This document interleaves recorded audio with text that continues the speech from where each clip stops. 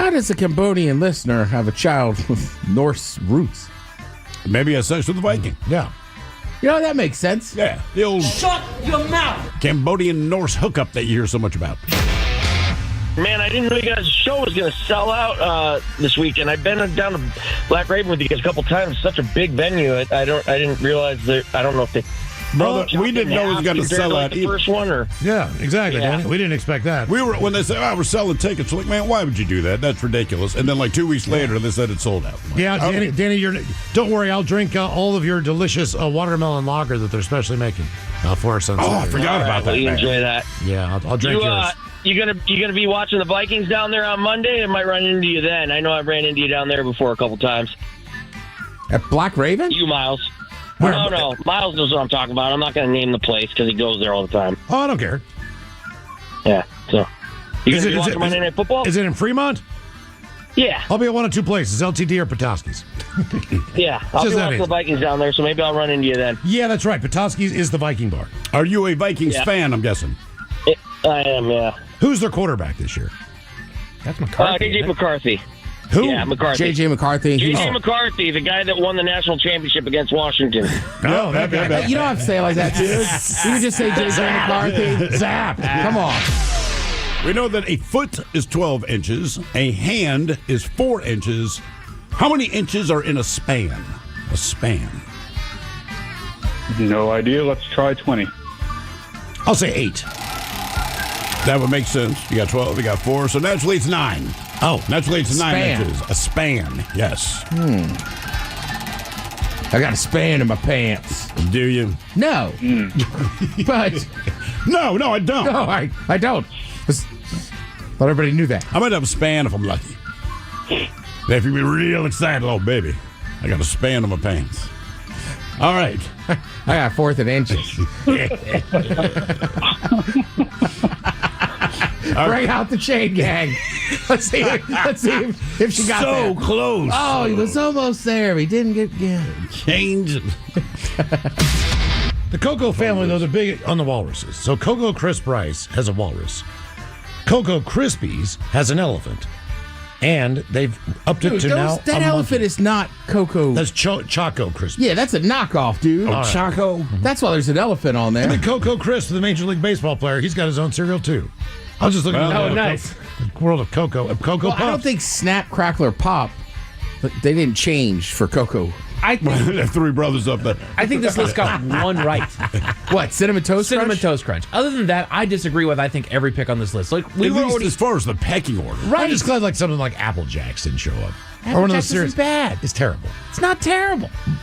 Milk that tastes like green apples? Why are you drinking... It's not about the milk, Miles. It's about the cereal. Okay, I guess if I was just dry and eating it like Ted does. Eat it. Well, yeah. By the way, shout out to Canada. They have a Timbits like cereal. Oh, see. sounds Yeah, fantastic. that Yeah. sounds really That's good. why Amazon could be your friend. You can order that. Oh, yeah. Yeah, we get the all-dressed ruffles from the Good Spot. Oh, yeah? Yeah, through Amazon. Okay. Oh, nice. Oh, yeah, they ship it down here. I would also say, just real quick, Tricks. It's fine. Yeah. I can't believe it's Sugary not in cereal. the top 10, but yeah. I mean, once I became an adult, it's for kids.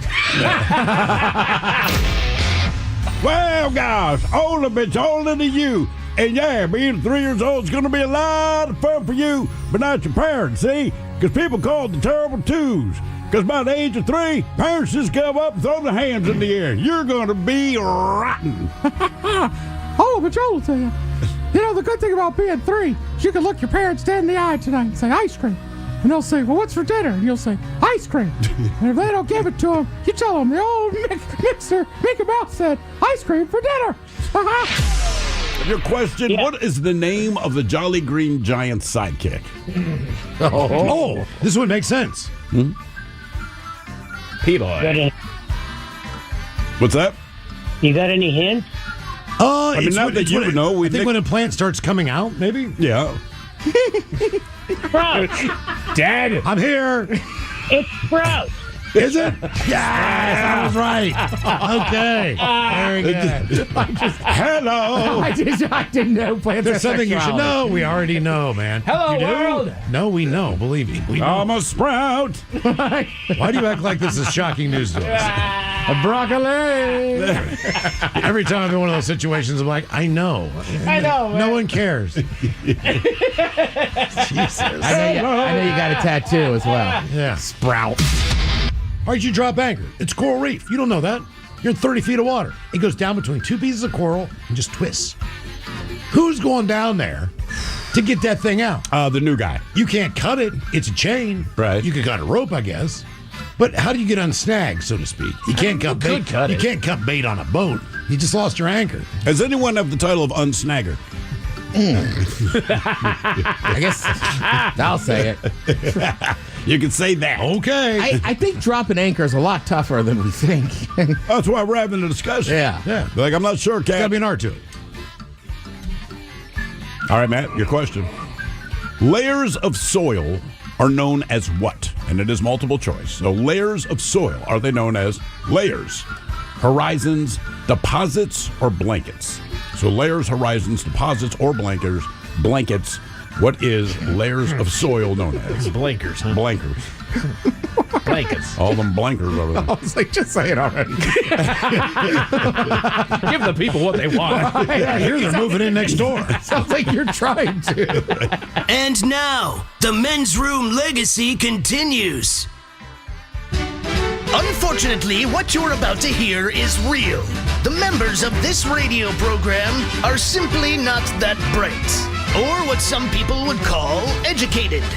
They are merely stupid. They're not trying to offend anyone on purpose. And all have played doctors on TV. You have been warned and are cordially invited to join the party. This is the men's room. Forget it, man, and get with the countdown. Get with the countdown. Shake this square world and blast off for Kicksville. The trippers, the grasshoppers, the hip ones, all gathered in secrecy and flying high as a kite. This is the men's room with Miles and Thrill. You know what they say, shake your radio more than 3 times, and you're playing with it. You're listening to the men's room.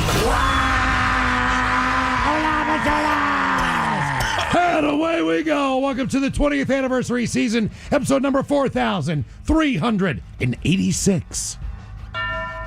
Along with Steve the Thrill Hill. Oh, come on. The Ted Smith. And Mike Hawk. And you are in the men's room. On tap today, a 20th anniversary inspired Bad Choice Friday. The return of Ted versus the FCC. Plus headlines, the men's room shot of the day, fun with listener emails, and everyone's favorite TV time with Ted. Click, clack. Dang it. That's all coming on today's very special episode of The Men's Room. And now, here's the question. Hola, bitches. Good day to you and yours. Art, if you have not heard, tomorrow, this dumbass show celebrates 20 years of nonsense at Black Raven Brewery in Woodinville. Now, much to our surprise and delight, the event is sold out. Today, however, whoever wants to join us absolutely can, because we're celebrating 2 decades here on The Rock with what some would call a trip down memory lane. That might be true of Ted, but here's the truth. We don't really have good memories. But it seems a lot of you do, because we've gotten many, many requests and submissions for moments that you would like us to revisit. Now, we're talking about people from around the country hitting us up, which is pretty cool. And to that end, our very own Mike Hawk has combed through your suggestions and your submissions and your requests and your complaints, and has worked tirelessly to hunt down all of them. Now, that said, we do not know that all of them will be played because there's just not time. I mean, it's 20 years of crap. And honest to God, the truth is, we don't know what Mike has in store. We don't know. And I think you've been able to go back, 15 years? That's a bulk of what I've found is about 15 years ago. So it goes back about 15 years. I don't know if that's by choice. And Mike says, hey, those first 5 years, we don't need to revisit. Who knows? But we'll find out. So Other than Mike, we have no idea what you're going to hear, but it's what you asked for. So if you don't like it, it's your fault. So today, we're celebrating 20 years here on The Rock. Be a part of the big show. Call 206-803-ROCK.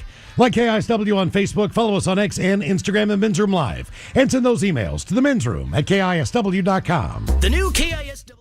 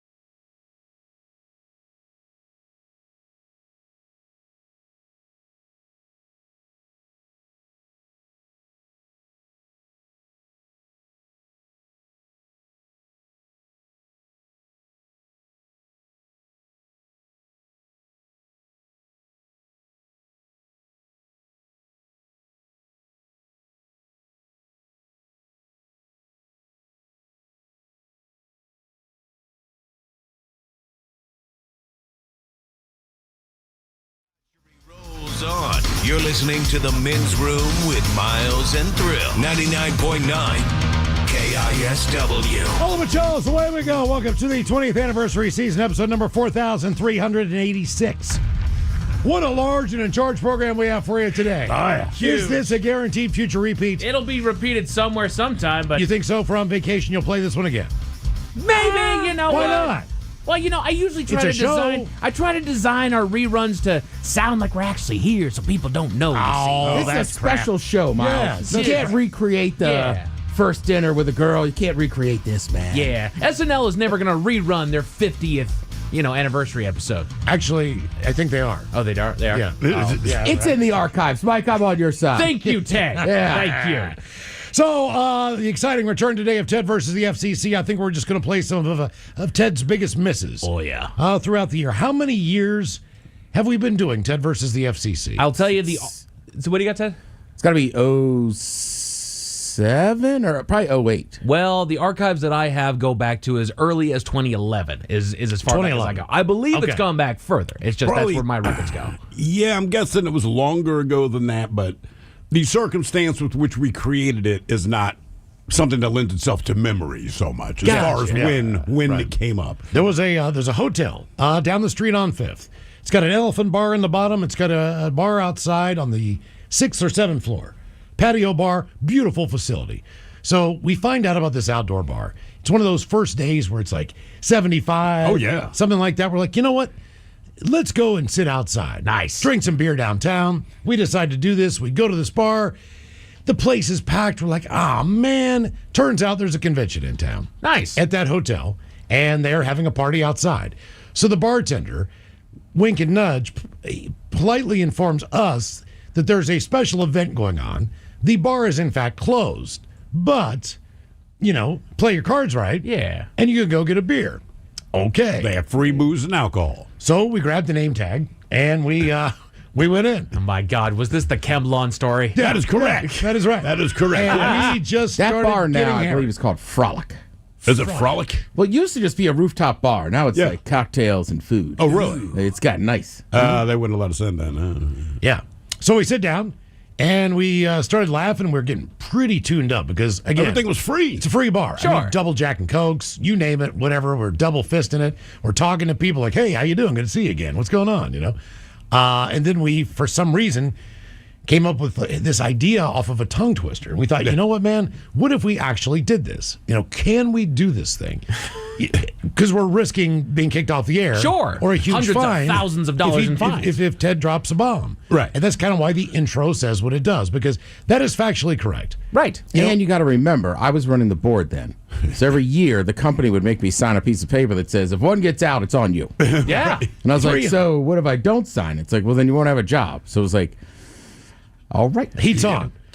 $350,000 fine. Yeah. I think it's gone up since then. I think it's Yeah, I'm $375 now. Yeah. Which is just ridiculous. I mean, let's face it. I mean, it doesn't inflict that much pain Nope. No. to hear the F-bomb or an S-word. I heard or it yesterday watching whatever. a football game. Or the a whole word. They're about to go to break, and Yeah. one, you hear the Eagles fans saying some stuff, it's very clear, and then the players were yelling some stuff at each other, and I'm like, there it is. There's no fine. It's just, it is what it is. Do we really need to have this much weight on it? Like, we won't say it. We're Politicians fine. say it all the time. Right. I mean, there's Well, all even kinds in of public, if circumstances. you're sitting there with a kid, right, and some dude says it once or twice, you kind of go, all right. But if somebody's saying it constantly, you'd be like, hey, dude. That's the Yeah, difference. right, exactly. Except for Sounders games, where I'm like, dude, it's just part of the song. Feel free to sing. So that was the creation of Ted versus the FCC. The hardest part was, the beginning of it was, we really didn't have any tongue twisters. So we had to start writing them. Yeah. Now we don't anymore. We just take your suggestions. So Yeah. we always act like we're writing them. We haven't written one in 10, 12 years. That's probably about right. I mean, honest to God, we just take yours. Well, no, I had one, and Castle said absolutely not. But that was about it. There was a certain angle that got Well, that was about if you say it correctly, you're guaranteed to cut. We live in a great country. Yeah. Right. Yes, we do. Let's just put it that way. Yeah. Well, over the years, we've had to trim up some of the words you could slip on. Yeah. Yeah, we used to have it where, you have somebody who was digging ditches or whatever. Oh, yeah. And you knew where the slip was going. Right. Yeah. So we cut those out. We've cut out a lot of stuff. Yeah. We used to do Black, White, Mexi or Jew back in the day. Oh, yeah. I think do we have an excerpt from that today? Or An excerpt? I got the old intro. I mean, we might be able to play around it. If we Okay, all right. I don't know. See what we can do there. Okay. So where are we going to start on the show? So today on the show, real quick before we get started, we're going to have a whole lot of fun. We're going to have a lot of laughs. We're going to go back in time and just see if you guys can't remember all the stuff that you did back in the day. But and we're also going to have a handful of people that are going to come in here and give you guys your flowers. I don't generally get a whole lot of time to do it. Flowers? Oh yeah, you bet. Well, it's a term. Metaphorically All right, speaking. all right. Generally, people only get them when they're dead, so you give them to them now. Give them their flowers now. So it can be a little bit hard to get a word in as we're going in here, and I tend to be the host. I don't necessarily get to give my piece in this. And so I wanted to do that before we get started. I wanted to just kind of put on there what the gravity of 20 years on the same radio station means with a couple of different points. First and foremost, just making it in the entertainment industry is one of the hardest things that I've been able to witness. There's a lot of people out there that they'll start TikTok channels and Instagram, trying to be influencers. They'll start their own podcast to try to get out there and they try to do their own thing, right? So making your own, just making waves and getting started in the entertainment industry is a lot harder than just basically saying it out loud. You think about just in this last year, the number of shows and podcasts and songs and movies that people have said you have to watch this. Even back in history, I still haven't watched Caddyshack, and don't worry, I'll watch it, right? So just even there in passing, finding it, and I hate to admit this. I was alerted to the show back when I was a sophomore in high school, I believe. And same thing. I did listen to it. I didn't explore all that much, but eventually I ended up working on the detail shop, and I found KISW, and then I found you guys, and I fell in love with it ever since. So just making your mark in entertainment is already that difficult of a task. Not to mention the fact that especially in the world of radio, this is a cutthroat business. We have known a lot of people. You think about the number of faces that you guys have seen come in and out of these doors. People that were just in radio in general. That's right. Throughout our lives. People that were here when you started that aren't here anymore. People that started after you guys did that are not here anymore. So honestly, 20 years, 2 decades worth of entertainment, and you guys are not slowing down one bit. So y'all, I know that you guys, you don't really dwell on what you've done in the past. You guys look a lot more into the future. You look at what you're going to do instead of what you have done. This one moment, I want you guys actually just sit there and take your applause for just a quick second there, that you guys have survived 20 years on this station. You guys are still the powerhouse that you are. You came in, you busted the doors down, you guys made all the noise in the world, and you're still here 20 years later, guys. Thank you, man. Just wanted to put seriously. that out there. I mean, this is our social media. This is our reality TV. Well, radio's the first social. Yeah, I mean, the first time human beings could communicate in real time, right? At the speed of light, someone could be not in a room with you, right? And you could communicate, right? And it opened up everything else: television, movies, the whole nine, right? And so it's cool to me just to be a part of that. And other things are going to come and go. And like you said, with podcasters, 400 billion people to do it. Yes. But not all of them are good. And granted, not all radio shows are good either, man. I struggle sometimes to figure out some people keep their freaking job. And because every time we go across the country, I have to punch around and listen to different radio shows. Right. And the ones I typically enjoy the most, and I mean this honestly, there's a group of guys, I don't know if they're in Ocean City, Maryland, or Delaware, but I have to go there once a year, and they do a morning show. And they are so bad that I am glued to. My wife and I are both like, these guys are so terrible and completely unaware that they're god-awful that it is one of the greatest shows I've seen or heard, but probably not for the reason that they want it to be. Yeah. I mean, everything they do is a disaster. And, like, we couldn't write a funnier show than these guys perform because they suck at every single thing. It does not matter what they do. It's awful, but I'm like, this is fantastic. It's riveting. Because in the end, they're still entertaining. Well, also, we do 4 hours a day, and this is podcasters do wonderful jobs. They do, depending on what their genre is and what they're talking about. Our thing is, we want to talk to you, the listener, and that's what makes us unique. You can watch television, but you can't interact with television. Right. You can't interact with a podcast. Sure, you can email them after the episode. You can't be a part of it. And the biggest thing about the show is that the listeners are the majority of the show. We do a question for 2 hours just listening to so that entertains us.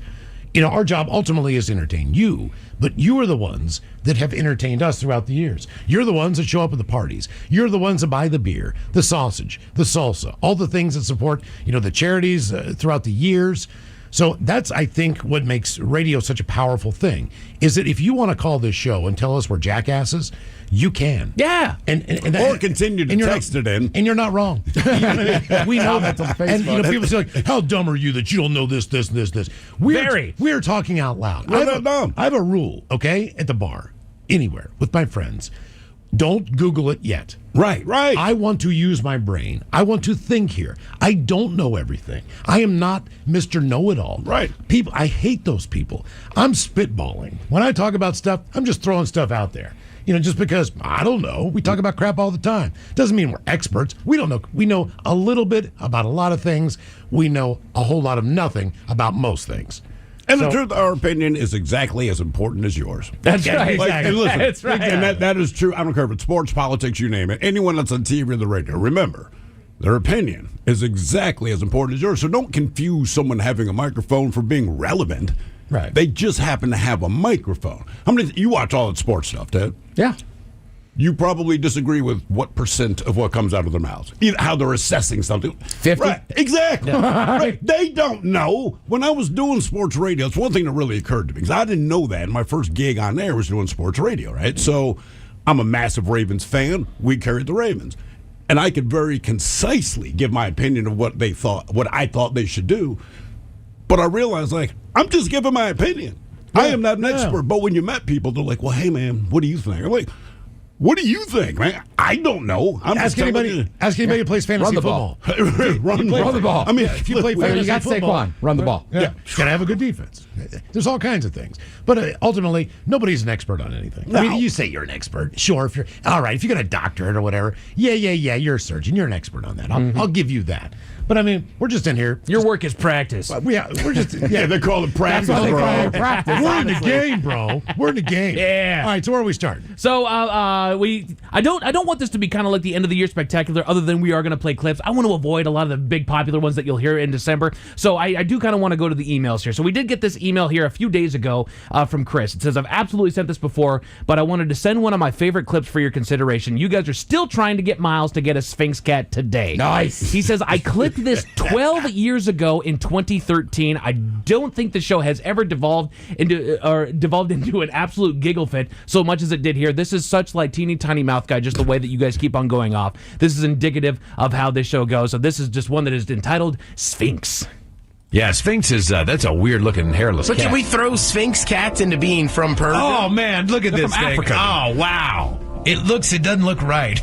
And it just doesn't look right. It looks like you're about to cook it. I mean, honestly, it looks like this is the cat that I'm about to drop into like a chicken in a bowl of water, man. They made up. Would you pet that?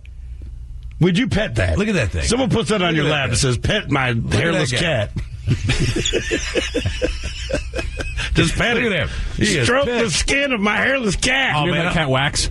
I'm going to get one of those, man. My cat wax. You're going to get a hairless cat. If I ever got a cat, it would be one of those things because I hate cat hair. You know, man, if I broke into someone's house and they had a pit bull, I go, oh, no, what do you do?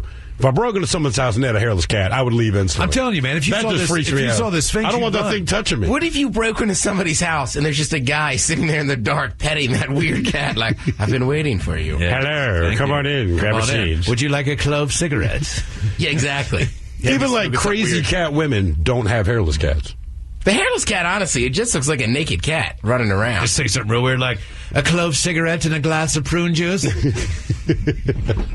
Here, reach your hand in my front pocket. Tell me what you feel. Exactly. Do you like sardines from a can?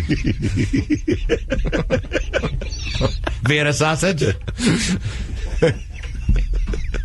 Can I interest you in a hard candy? Yes. That's why you get a Persian cat, just so you can say weird things and it's not as strange. Because you're already petting. Please wipe your feet on the AstroTurf rug.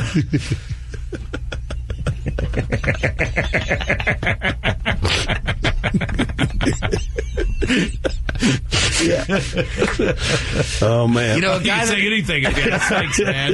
You would just be like, whoa. He's already there. Doesn't Chinese checkers.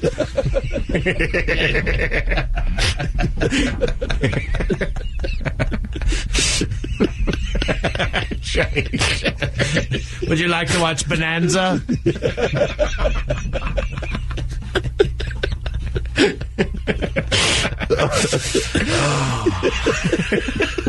That's so weird. Game of Uno.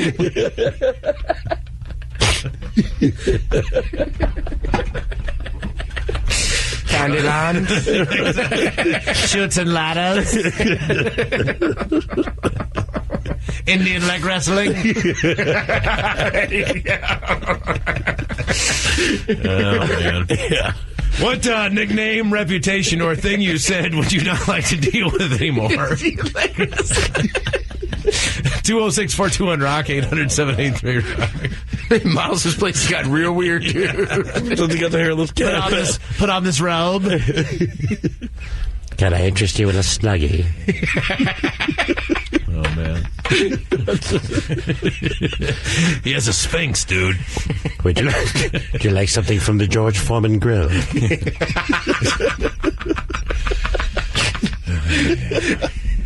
Oh, man. Powdered milk.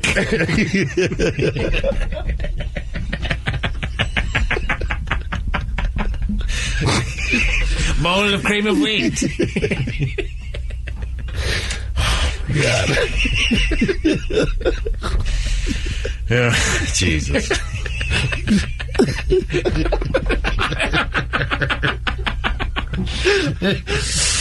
Oh, man. Sorry, we're just too far away. We gotta continue. We gotta break through this. I can't do it. We got this. Just buckle down. Focus, you guys. Oh, man. Milk and cream of wheat.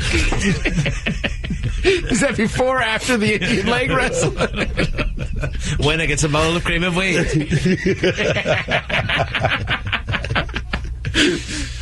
Oh, man. Oh, man. Oh, crap.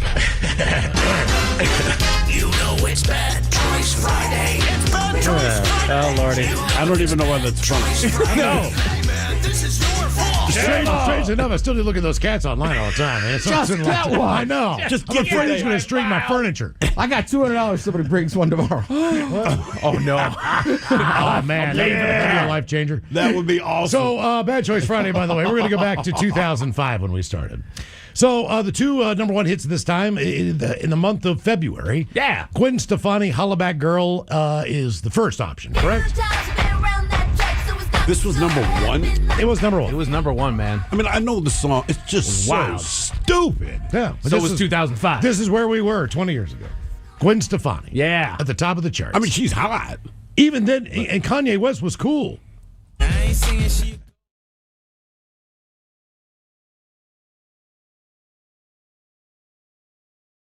Things have changed 20 years. Yeah. What a crazy 20 He's a years. self-proclaimed Nazi now. I know. That's right. What about the guy from The Apprentice? Jeez, this is a crazy world. I know. So vote now. If you What's his follow- new show called? The News. Right. Yeah, If exactly. you follow us on X there, Men's Room Live, it's either going to be Kanye or Gwen Stefani. Oh, that's And, a tough Hollaback choice. Girl. Oh man! Before you take us to break here, Miles, we did get one more email that I took into consideration, took it to heart here. It's comes from Paul. It says, I know it might be too late to ask this, but would it be possible to get a compilation of some of Thrill's best farts on the air?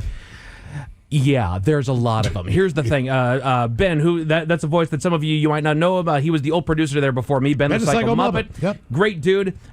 He kept what was called the fart file for a good long time. And so reading that email, I thought, you know what, let me put together a big old montage of Thrill's farts. Let me tell you guys, I made an 8-minute clip, and I wasn't halfway through the clips of farts. So we're going to play a whole lot of them today here as we go to break. Oh, but well, not that one, not that one. Wrong button. Now, it's time for great moments in men's room history. Here's where you have to be thinking, and this is the difference between a really good radio show and ours, all right? Ken Rosen... Garlic! We get it? All right. All the way 3,000 miles away. We had to pre-order something. So they're gone, they're done? Done. Well, I hope that helps, dude. I really do. Excuse me. Oh, my God. Jeez. That didn't help anything. Garlic! And follow around Coach Knight. Okay. So he's in a... Whoa, wow. Jeez, it was. Man, that hit That air. was unbelievable. Did you catch that, Ben? All right, can we isolate that? All right. That one hit. Thanks. That's great. Is that what you're saying? Do we have a second here to read a couple emails? It takes you so goddamn long to answer the question. By the time you answer, we probably are late. Really, it's your own fault. Whoa! Okay. We got to go. We'll be right back after these. Time to evacuate. Give us some time there, Ted. Thank you. I'm trying to stay a little sweet here. No, actually, no. The more you drink, the sweeter I you can't get. do Crown. We get that on For you, mic. Ben. That's for the weekend. Got it. We're out. Sweet. 99.9 KISW, Ola Bicholas, Miles and Thrill. Oh, man. Garlic! That they have had situations where they have been able to be... Jesus. Garlic! Steve, now, you'd like to see if I could take it to 120. You've been waiting to see if you could take it to 120. And you know it's not the right thing to do because it might get a ticket or whatever. Right? Grains of paradise. Yes. Excuse me one moment. Garlic. Excuse me. Wow. This has been another great... This has been another moment in men's room history. The Advocates Injury Attorney.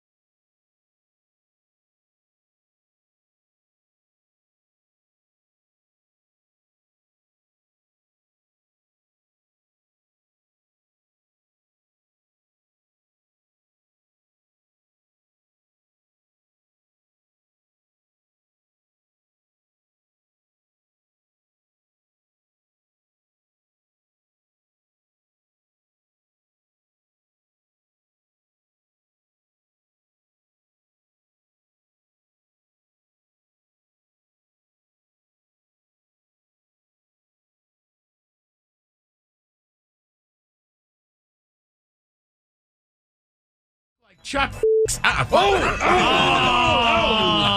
Wow. Shifty Sheila slit the bed. Shifty Sheila's bed was slit. Shifty Sheila's a bed slitter, and on a slitted bed she.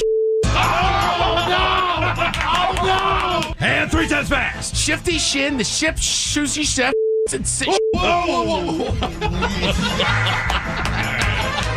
Shifty Shin, the ship's sushi chef, sits and sips sherry softly after she slips on.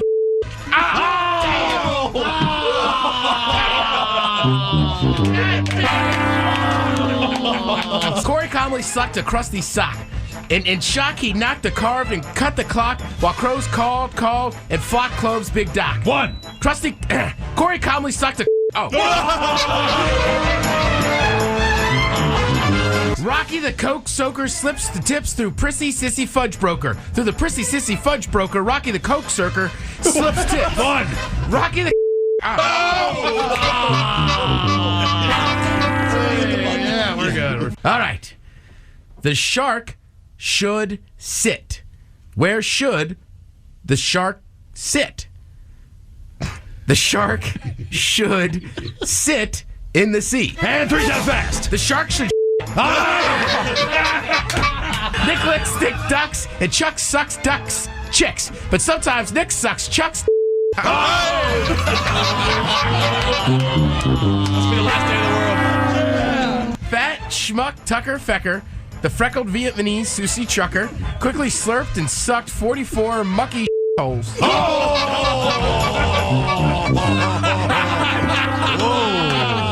Clint rubs caulk on kooky cluster runts.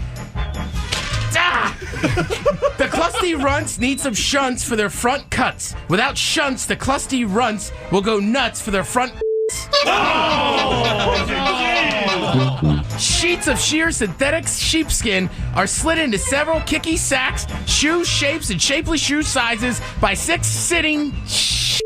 Wow!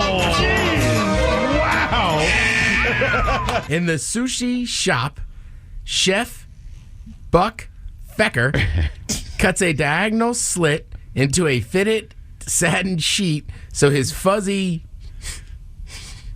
Shih Tzu Pucker can sit in the ambulance white. And 3 times fast. In a sushi shop, Chef Buck cuts That's a little, that could be dicey, man. Whoa. Really? Yeah. You lost, dude. On the shiny ship, Dick Rock soaks cork and Rock Doc sucks chalk. But on the city ship, Dick Rock sucks Rick chalk and Rick Doc soaks Dick Rock's cork. They're all coke circers and suckers.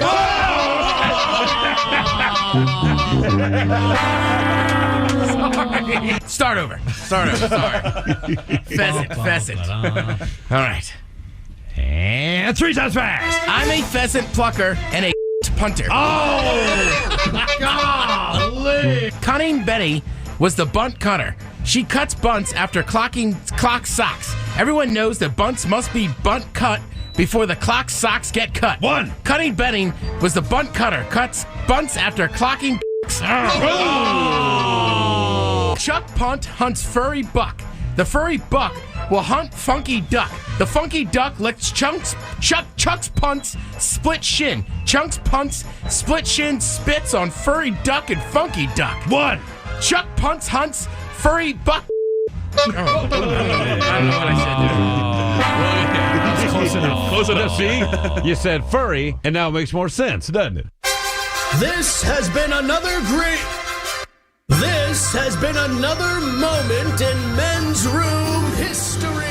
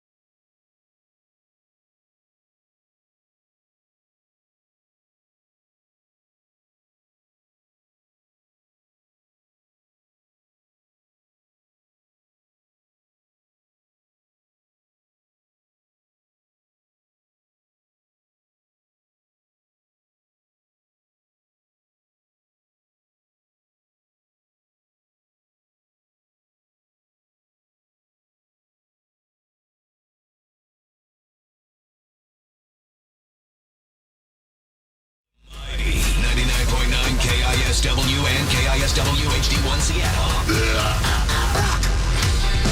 Always live on the free Odyssey app.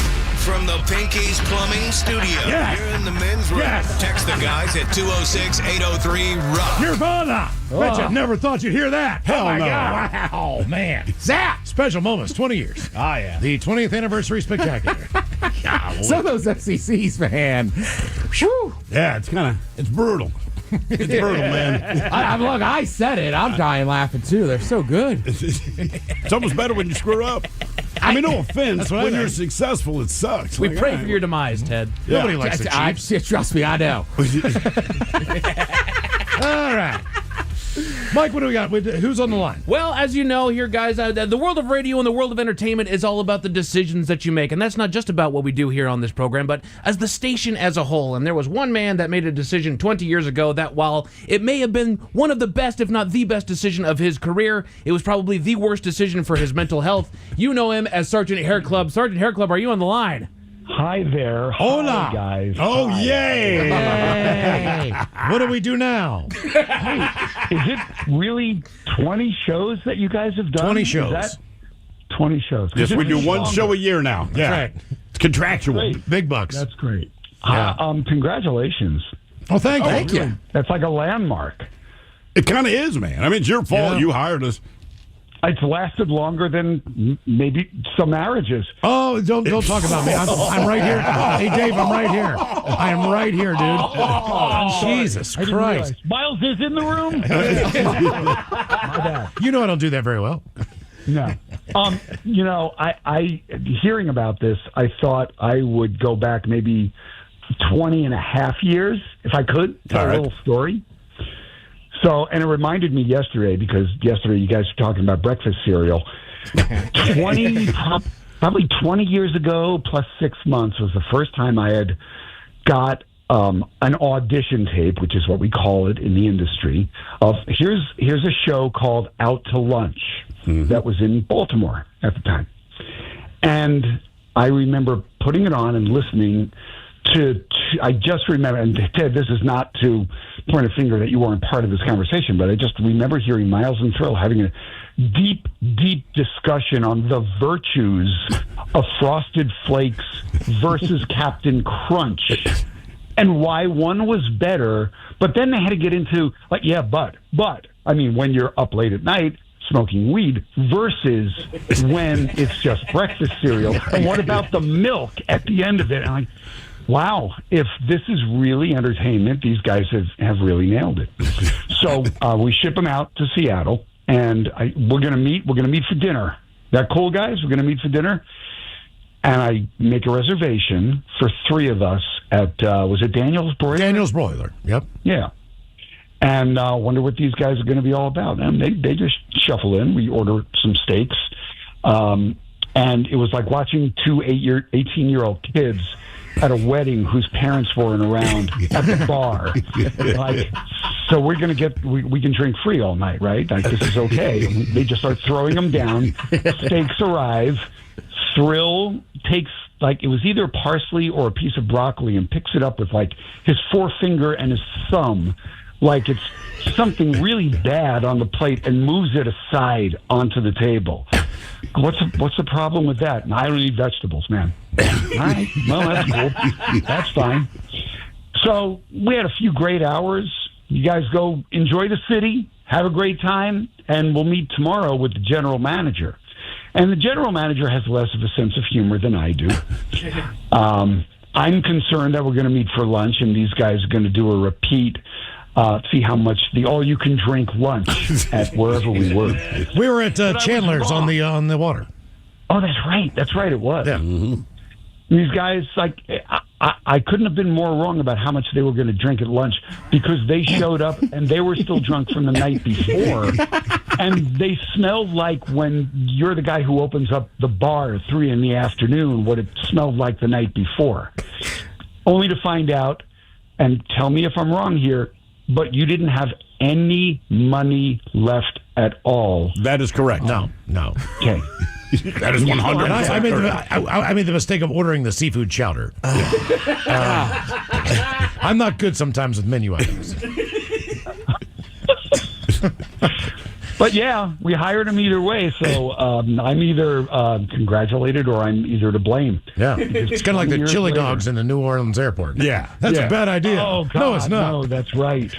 And I was begging my, please don't get the seafood chowder, because I'm really, and keep in mind, right before we met with you and the general manager, I took down Starbucks, whatever. But anyway, then I had to puke. Like, I puked like 10 minutes before we met you guys, because I'm like, dude, otherwise I'm going to puke at the table. I don't know who this woman is, but if I puke on her, I promise you we won't get the job. Right? I felt confident with that, but I could hear Miles is eating the seafood chowder. I don't know if it was a clam or something. Oh, just rubbery hell. It's almost like I was chewing on a piece of just rubber gum. And I could hear it, man, and I was trying so hard not to throw up on my plate. Yeah. And this and Hair Club, this coincides with the same weekend I'm covering their sports show on a Sunday. Sure. And I order a Coca-Cola. And I take one sip and basically have to stop from vomiting because it's half Jack Daniels and half soda in a cup. And I'm like, I just ordered a soda. Well, the other guys get it this way. I'm like, I just get a soda? And if you've ever wondered, ladies and gentlemen, what it takes to break into broadcasting on a publicly traded company, that's it. One of my favorite moments, though, was walking down the French Quarter. And we're supposed to meet you guys for dinner. And we got so messed up that I had to throw Steve in the shower. So I stripped all his clothes off, took his pants off, took his shoes off, threw his ass in the shower, but he basically just fell into the bathtub. I turned the water on. I opened up a bar of soap. I threw it in there. I was like, wake up, dude. We got to go to dinner. Wake up. So he eventually wakes up. The problem was the belt stayed on the floor in the bathroom. Yeah. He never put it on. No. In the place where we were supposed to meet Dave was at the end of the French Quarter. I'm pretty sure it was the majority of the way down the street, right? Yeah. So we start walking down the street, and we cannot walk straight. No. Steve's pants are falling down. I can already hear Dave's blood boiling on the other side of the phone. By the way, I look up like in a balcony, like where like rich people are, and it's like 250-year-old cobblestones on the street, also making it better. But the look on your face when you saw us walking down the street was one of absolute horror. Like you're like, I know these people at this home. Yeah, it's a very nice home. I don't know if it's okay. Turns out they're very important people. If I did not know if they could come in or not. The other part of that story, and I've only heard it secondhand, is that apparently the appetizers were very fancy. It was buffalo tartare being hand fed to me on the balcony because they were scared I was going to fall over the railing. The woman of the house goes down to the garden and cuts a piece of rope that she has on a spool and brings it up like Huckleberry Finn or whatever and ties it around Steve's pants. So I look like buckwheat. He looks like buckwheat with a rope belt, which actually kind of blends in New Orleans. It's not the worst style in the world, but that was an interesting evening. That was my 50th birthday, wasn't it? Yes, it was. That was. Happy birthday! All right. I remember the trip back. I decided it's my 50th birthday. I'm going to book a seat in first class. And I'm sitting in first class, and there's a racket in the back of the plane. I'm sick. Like, I tried to keep up with these two idiots the night before, and I couldn't. So I had I was a mess. And I hear this noise. I'm sorry. What's going on in the back of the plane?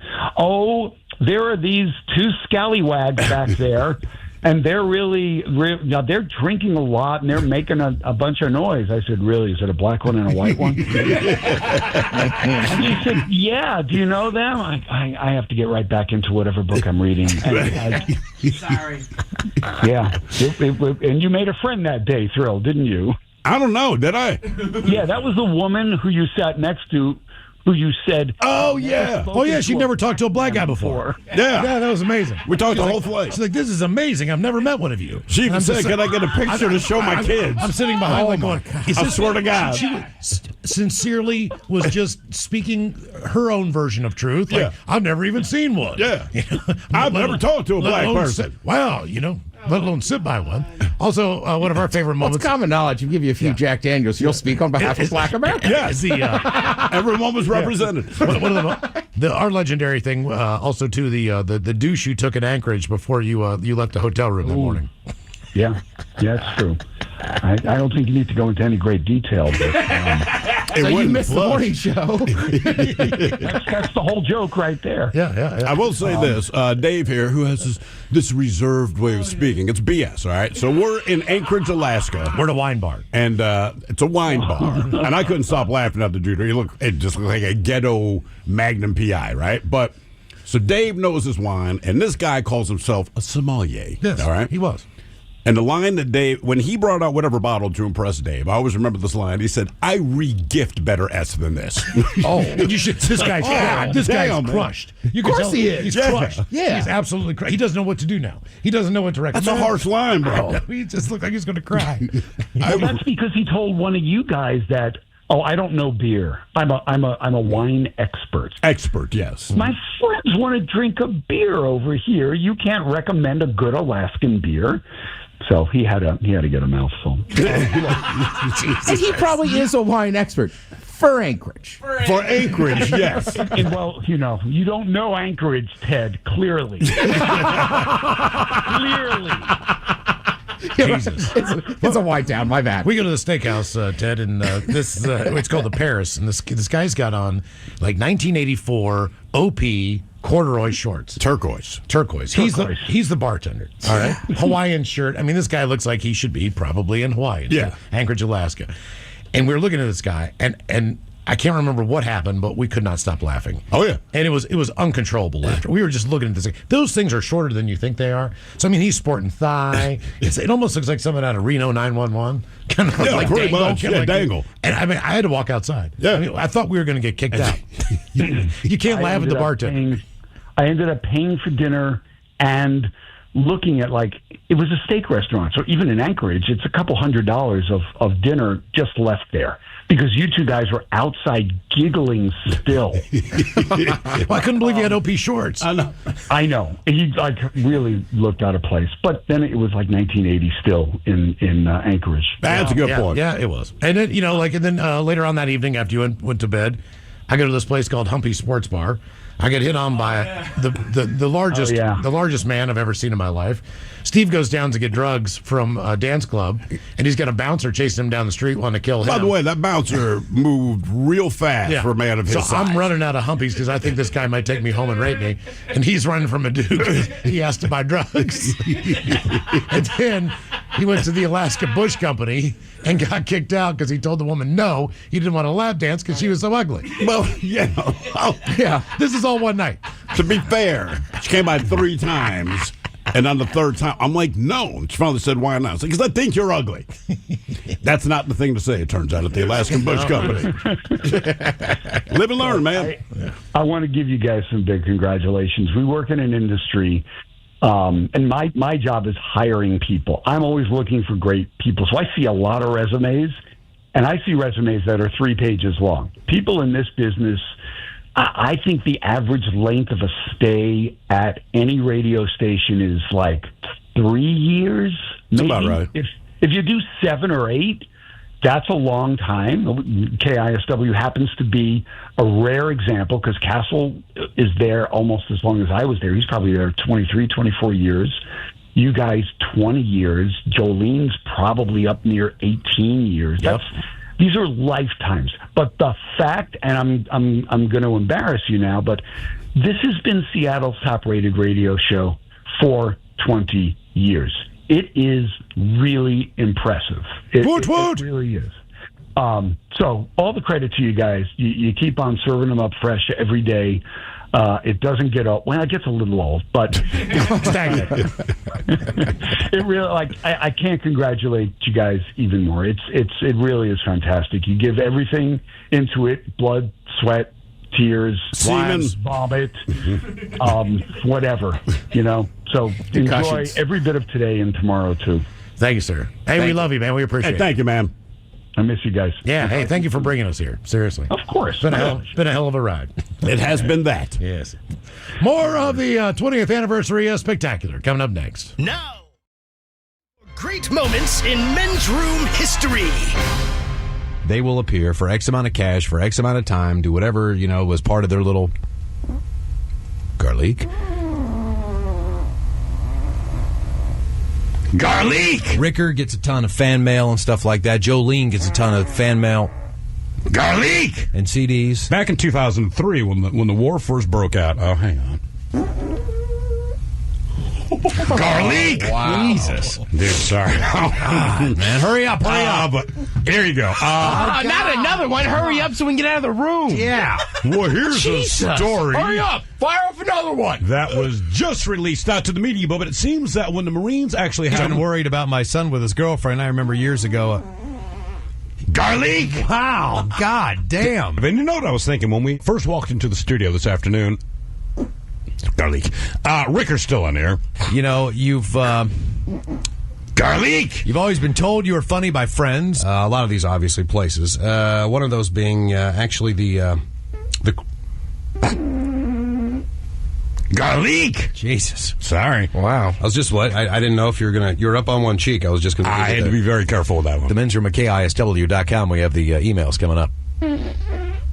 Garlic! Dude, that wasn't even healthy. Nah, it really wasn't. 5% pick George Michael's on What Your Sex. 5% chose Salt and Pepper's Push It. But our show's about to start in 2 hours, and I'm still in there working on the guns. Okay. Ooh. Garlic!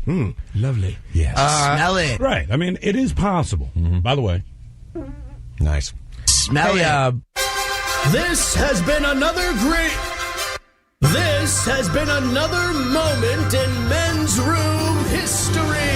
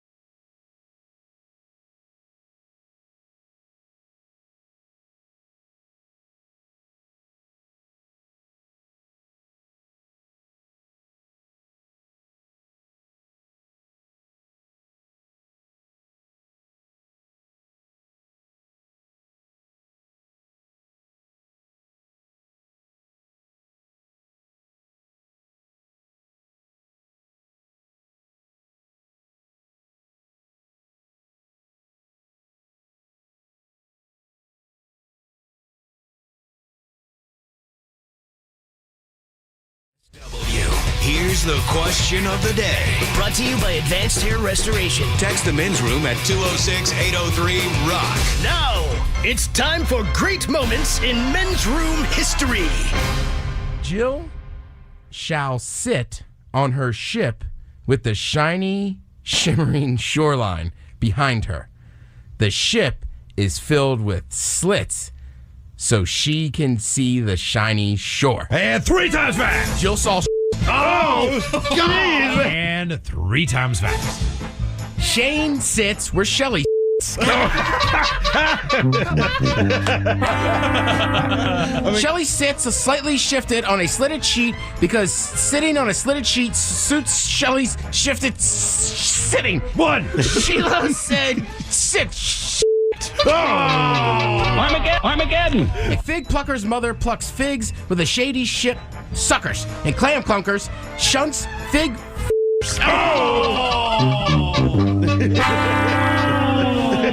Sharp Shane shouted, Sherry, come sit on my city-shaped ShamWow with my welty, shelty, and shameless my sausage. Yeah, it was very subtle. The sly sheer sheep was on a dip ship. The dip ship, the dip ship is a dip ship. The dip ship. The sly sheer sheep was on a dip ship. The ship. Oh! Man, I didn't realize we got through the second one. That was a tough one. In Norfolk, Chug Fig Pucker puffed his fickle cockatoo, Frickle, by flicking Frickle's funky feathered fro with a frickin' duck fork. 2. In Norfolk, Chug Fig Plucker. Oh! 3 times fast. Sarah Flank Shirley flaunts her. One sock cutter. He cuts socks. 2 sock cutters. They both socks.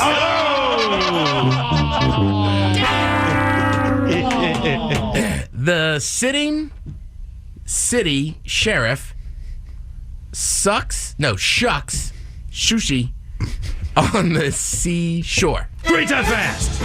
The sitting city sheriff shucks sushi on the seashore. 1. The sitting city sheriff sucks sushi on the seashore. 2. The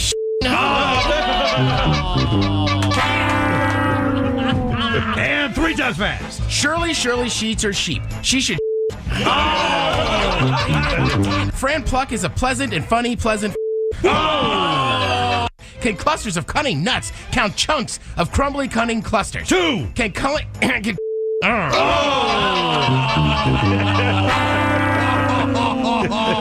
they can't. Mike the meat cutter cuts cow cutlets into 10 tiny. Tom found Huck firmly tucking Fun Bucky in Huck. 1. Ted Flick, the lucky pucker, was a lucky pucker flocker. Flocker cluckers like a pocky flocker. Puck. 3 times fast. Susie the stickler sips a swift schlitz and. Sven sure was swiftly. Josh sits on Shellfish City Shellfish. On Shellfish City, Shellfish Josh Shirley sits. 1. Josh sits. Cheryl, the shifty shouting sitting sleep. Shelly should sit and strip and show her shin slit kit. The kit does a splint on her shiny shin slit, and Shelly should sit and spit the slit kit on her shiny slits of shin. 2. Shelly should. I thought you had him. So close. You were killing it. Man. This has been another moment in men's room history.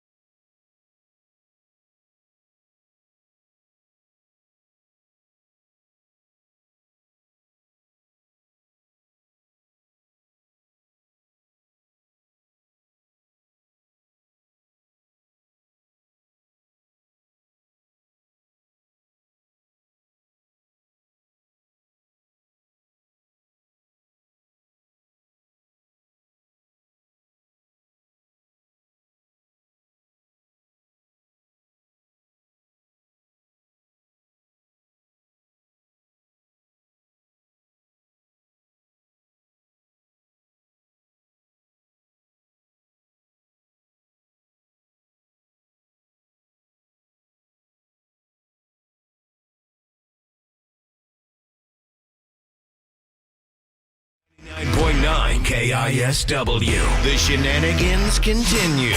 This is the men's room with Miles and Thrill. Metallica kind of stirs up memories of a Japanese whiskey bar in the middle of Chinatown. Oh, yeah. In San Francisco. Good times. Ryan Castle joined us. Do you remember that, Ryan? Vaguely. Vaguely. Yeah. So we I remember we drank some garbage there that made everyone's skin crawl. Oh, yeah. Because she insisted we drink No, it. she forced us to drink. I mean, she was insistent about it. Oh, yeah. No one, to be fair, no one's ever forced us to drink anything. She actually did. She was like scary about it. Right. You will drink this. She had her foot on Miles' throat. Yeah, pretty much. It's just that we wanted something different. Like, because this Do you remember tastes what it like. was? No, it was terrible. Yeah, it was like tarantula juice or something. You drink another one. Like, well, can I get. No. Yeah. I mean, Well, no, I still want to give you money. I was just thinking, no. And her husband's like, I can't help you. Yeah, I remember. He's like, I've tried for 40 years. He's seen that movie. Yeah, exactly. We were down there for Metallica. It was a rehearsal show at the Cow Palace. Yeah.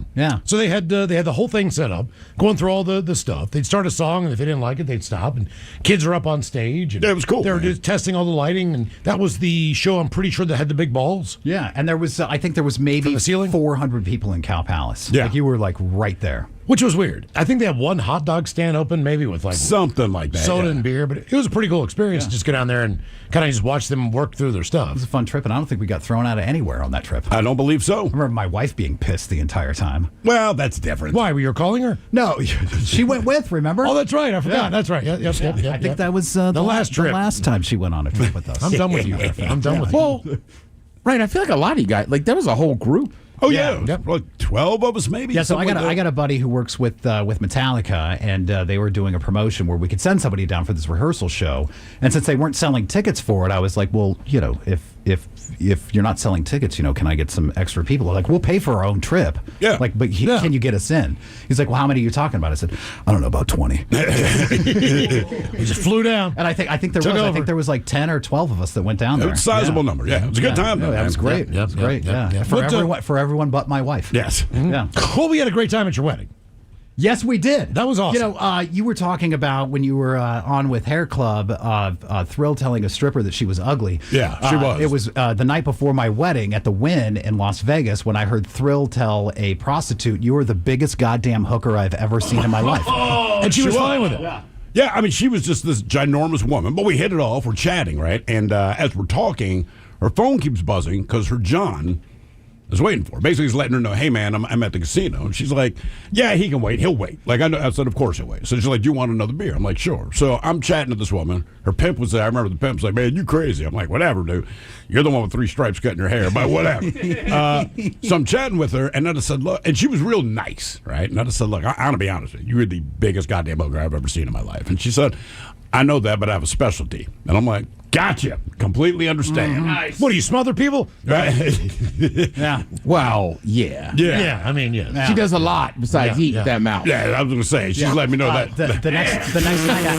The next night after I got married, it was me and Thrill and our buddy Batman were playing like penny slots at 2:00 in the morning, and these 2 young ladies came up to us and like, "Oh, you guys look like you want to party."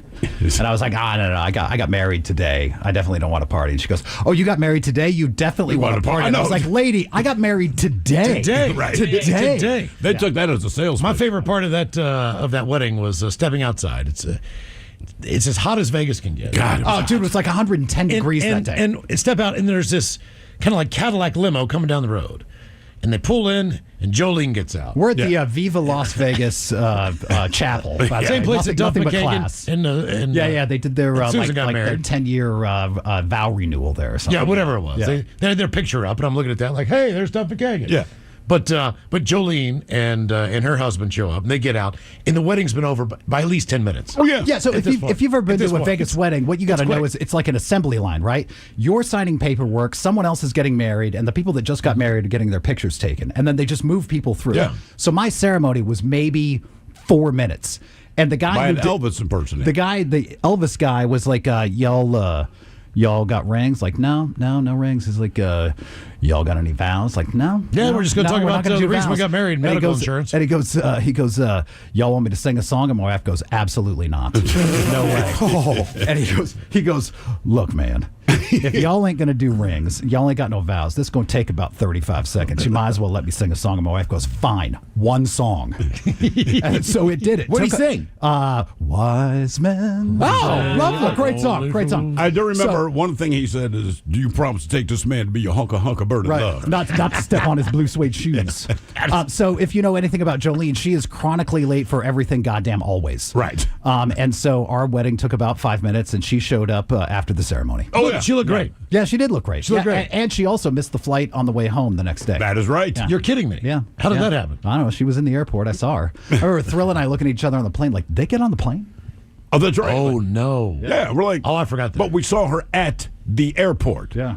So I have a bad one that's me being an idiot. All right. It involves Ryan Castle's wife. Great. Does he know the story? Yes. Okay. And I still feel bad about it. Oh, she still brings it up. I don't know what he's going to say. I know. So it's some event, I think down at Showbox Soda or whatever. Everybody's upstairs. I'm down front saying hi, glad handing people. I know her. Right. She walks in. I'm just like, hey, I'm Ted. Thanks for coming out. Kind of like scoot her along. And then Ryan comes down. He's like, dude, you just glad handed my wife. And I'm like, oh, damn it. I was in the zone. Ted doesn't know who I am. And I mean, this was 3 years, 4 years of knowing you. Right. Yeah. So, I wanted to come in here, and I was trying to think of a story to tell. But any story I could tell has already been told. Any story, there are so many other stories that absolutely I cannot tell. So this morning I said, like, no, can't tell that one. No, can't tell that one. Can't tell that one. So I thought I would go back to when I first met you guys. I had gotten the impression that you guys like to get weird because we had something in common, and that is that we got hammered at our job interview and still managed to get the job. Yes. Right? I was like, you know what? Me and these guys are going to get along. So for whatever reason, I approached Ted about it, and Ted is the most tight-lipped, cards close to the chest guy on the planet. Like, he would not give me an inch. I'm like, so you guys, you like to get weird? He's like, I don't know what you're talking about, man. Like, no. I'm cool. Like, we should hang out. He's like, I don't know what you're talking about, man. Like, just completely. I could not get an inch from this guy. He would not let me in. So at some point, I grabbed you guys. I'm like, do you want to go get a drink? And so we walked down to a bar called Toy that isn't there anymore. Oh, that was a great spot. Which was, just so you guys know, it was right next to their bus stop. Yeah. Which was great. So this is where these guys caught the bus. And so we walked down there, and we were going to get drinks. And we were there for maybe 20 minutes. And these guys pounded no less than like 10 shots of this garbage called Tuwaka. Yes, Italian liqueur. Oh, God, just terrible. We're just throwing it back. So they get me like cross-eyed drunk in like 15, 20 minutes, and then they get up and leave and get on the bus and stick me with the tab, which was like $150. That was the first time we hung out, but we've been thick as thieves ever since. And I love you guys like family. I can't imagine having done this for the last 20 years with anybody else. And in honor of this moment, I brought a gift. Oh, no. Did you bring our public file? No, but I did pull out their file today and showed it to them. Did you read through? Oh, it looks like a phone book. That's all Mike said. Mike said, hey, man. It's huge. I saw the file on the desk. He goes, it's massive. Well, yeah, I talked to Hair Club today, and I said I showed them their file. I didn't show them anything that was in it. I just showed them how big it was. Is it bad in there? I mean...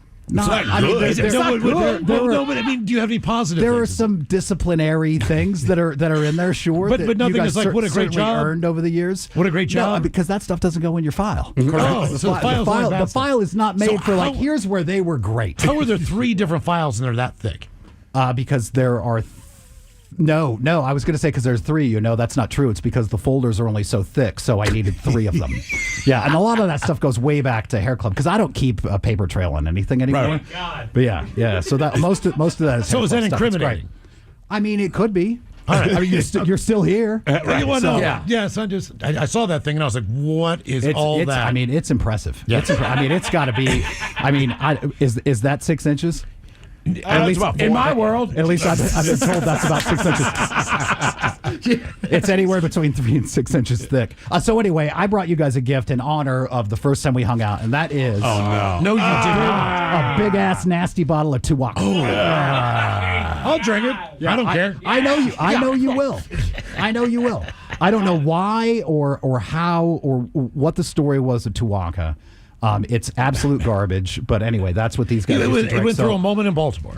It was kind of like when their Jaeger machine Did it go was through on. a moment? No. We created a moment. We created a moment. My guess is it was probably the cheapest thing you could get a shot of at the time. Actually, the thing was, the bar we'd go to, they would give us free. Yeah. And somehow we started drinking that. And then That's my because buddy, nobody wanted it.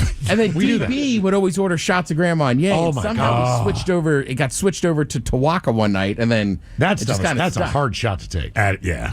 That was Just so you know, this was a grand total of $25 for this bottle. Just to give you an idea of how good this stuff is. Is there always a strategy from the management as far as keeping us from drinking? Yes. At events. Yeah, but it's never worked. You know what I'm saying is you guys go in. I always feel like there's a strategy that I've determined exists to keep us in line. My latest strategy was always to put it on Mike. Like if they get hammered, it's on you. I know.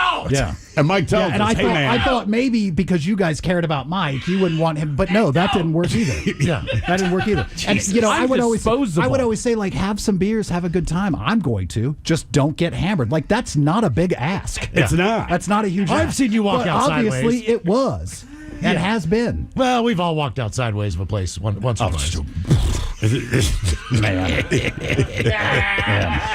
Anyway, back to so you guys like to get weird. Castle huh? does Yeah. this thing where he raises one eyebrow, looks like Dwayne the Rock Johnson, and you know at that moment he needs to go home. No, but here's the thing about Castle. It's always, hey, man, we have left a place. And 100% of the time, Castle says, let's get one more. And we go to a different that little bar by your house. He Yeah. takes one sip of his pint. He's like, I got to go. I gotta get out of here. My wife's gonna kill Seemed me. like a good idea at the time. Every time. Thank you, Ryan. We appreciate Congrats, it, man. boys. I love you. Hey, and thank you for listening to the 20th Anniversary Spectacular.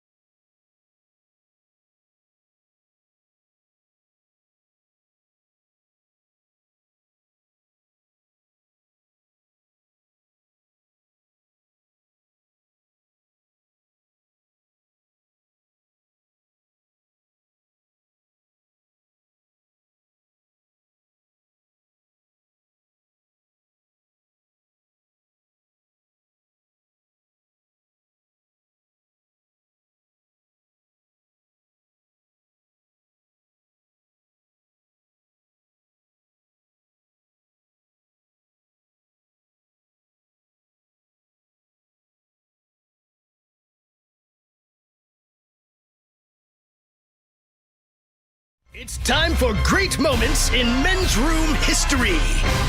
Fred Funkin' Chicken stole Fat Chuck's fork truck, then sucked Chef Buck's Fecker shuck corn cobs on his slick deck. 2. Fred Funkin' Oh! My cool, blunt, black cat clunkers can't cut hunting, cunning creatures in Kent with punter,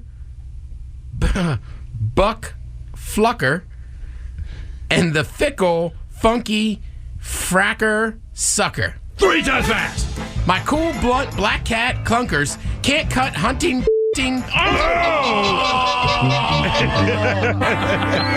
Sammy Sosa's slick socks sit stuffily on Sailor Patch ship.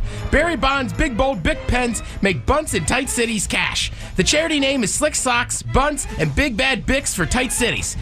2. Sammy Sosa's slick socks sit. Sherman lives in Shoreline, where he sews Shoreline City shirts. Sister Shirley and Shelley sift and ship the city shirts that Sherman sews. Sherman sits and sews. Shirley sits and shifts. Shelley sits and ships. 1. Sherman lives in Shoreline, where he sews Shoreline City shirts. Sister Shirley and Shelley shift and ship the city shirts Sherman sews. Sherman sits and sews. Shirley Taking Kush hits from a genie lamp is called wish hitting. Trish hits the Kush hitter and then has a harsh fit of hacking. After the harsh hacking fit, she wished to see fish sitting. When she saw fish sitting, she spit out, sit, fish, sit. 2. Taking Kush hits from a genie lamp is called wish hitting. Trish hits the Kush hitter and then had a harsh fit of hacking. After the harsh hacking fit, she wished to see fish sitting. When she saw the fish... Cocky Corky, the crooked Canadian, sick duck cooker, and rich Nick Dixon, the kooky slick dock soaker. Jump and shake the floor below me. I love to feel the guys below me. 3 times fast. Cocky Corky, the crooked Canadian, sick duck.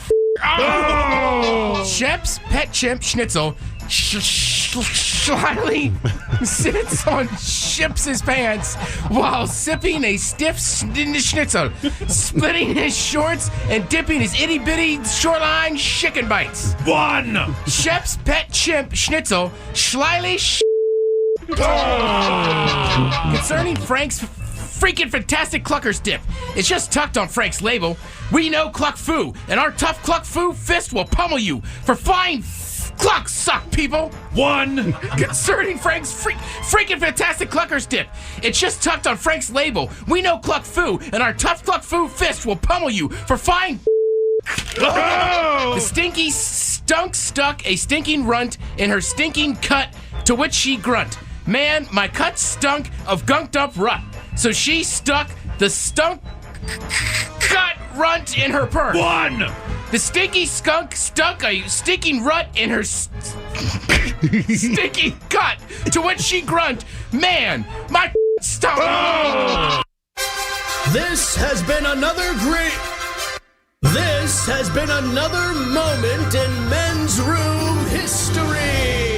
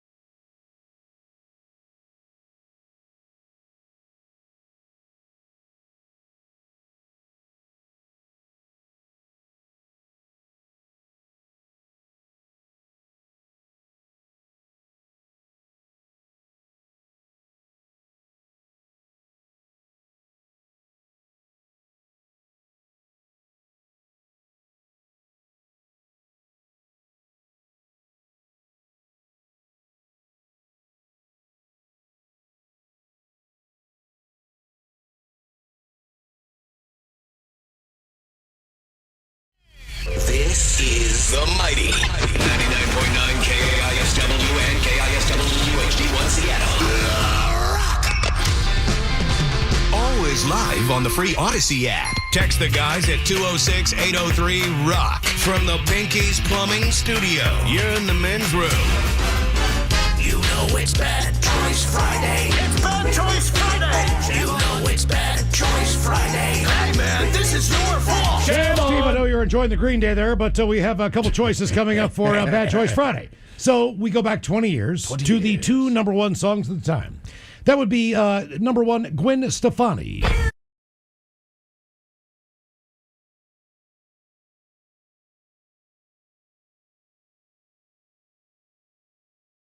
Bananas. Yeah. It is. It is. Gwen Stefani was number one 20 years ago. Hollaback Girl taking on Kanye West.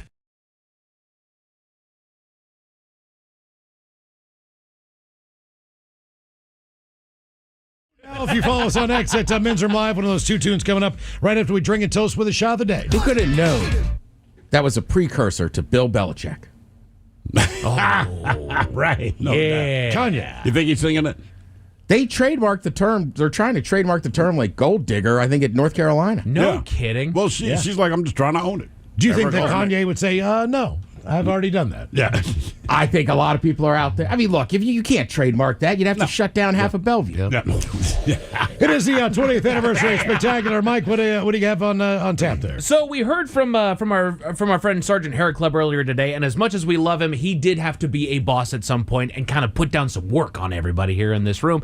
And one of those was in the form of making videos. You see, there was this big grand new thing. It's called YouTube, and so all the kids are doing it. We need to go out there. We need to put videos out there. And at first, it started out as some fun. Your old producer, Ben the Psycho Muppet, you guys actually created a handful of videos and put them up there as well. But then there was a clear point where Hair Club came down on you guys and started saying, hey, we need to up the amount of videos that we're putting out here. We need to be putting out videos, I think, once a week, maybe once a day that we needed to start doing. And you guys are so mature and not vindictive at all. I did manage to find this particular video right here. Hello, Bicholos. How are you? We're the men's room, and as you maybe or maybe do not know, our own Sergeant Hair Club requires us every week to come up with a video. Boo! He's adamant about this. He wants it really, really bad, but he wants something really good. Yes. We have come up with a great concept, not only for him, but something where he can take this video home with him and enjoy it later. So we wanted to really just give back to him and give him a video that he would ultimately enjoy. Now, I've been going to the chiropractor, and one of the things that they want from me is to sit on this giant ball. The problem is, the more I sit on it, the more air gets taken out of it. So what we're going to do for Sergeant Hair Club, do you know what POV is? Maybe you should check an adult site. POV is point of view. So it's like you're just there. No. I'm all wrong. No. POV is like you're just there. So this is a POV love letter to Sergeant Hair Club as we take care of my ball.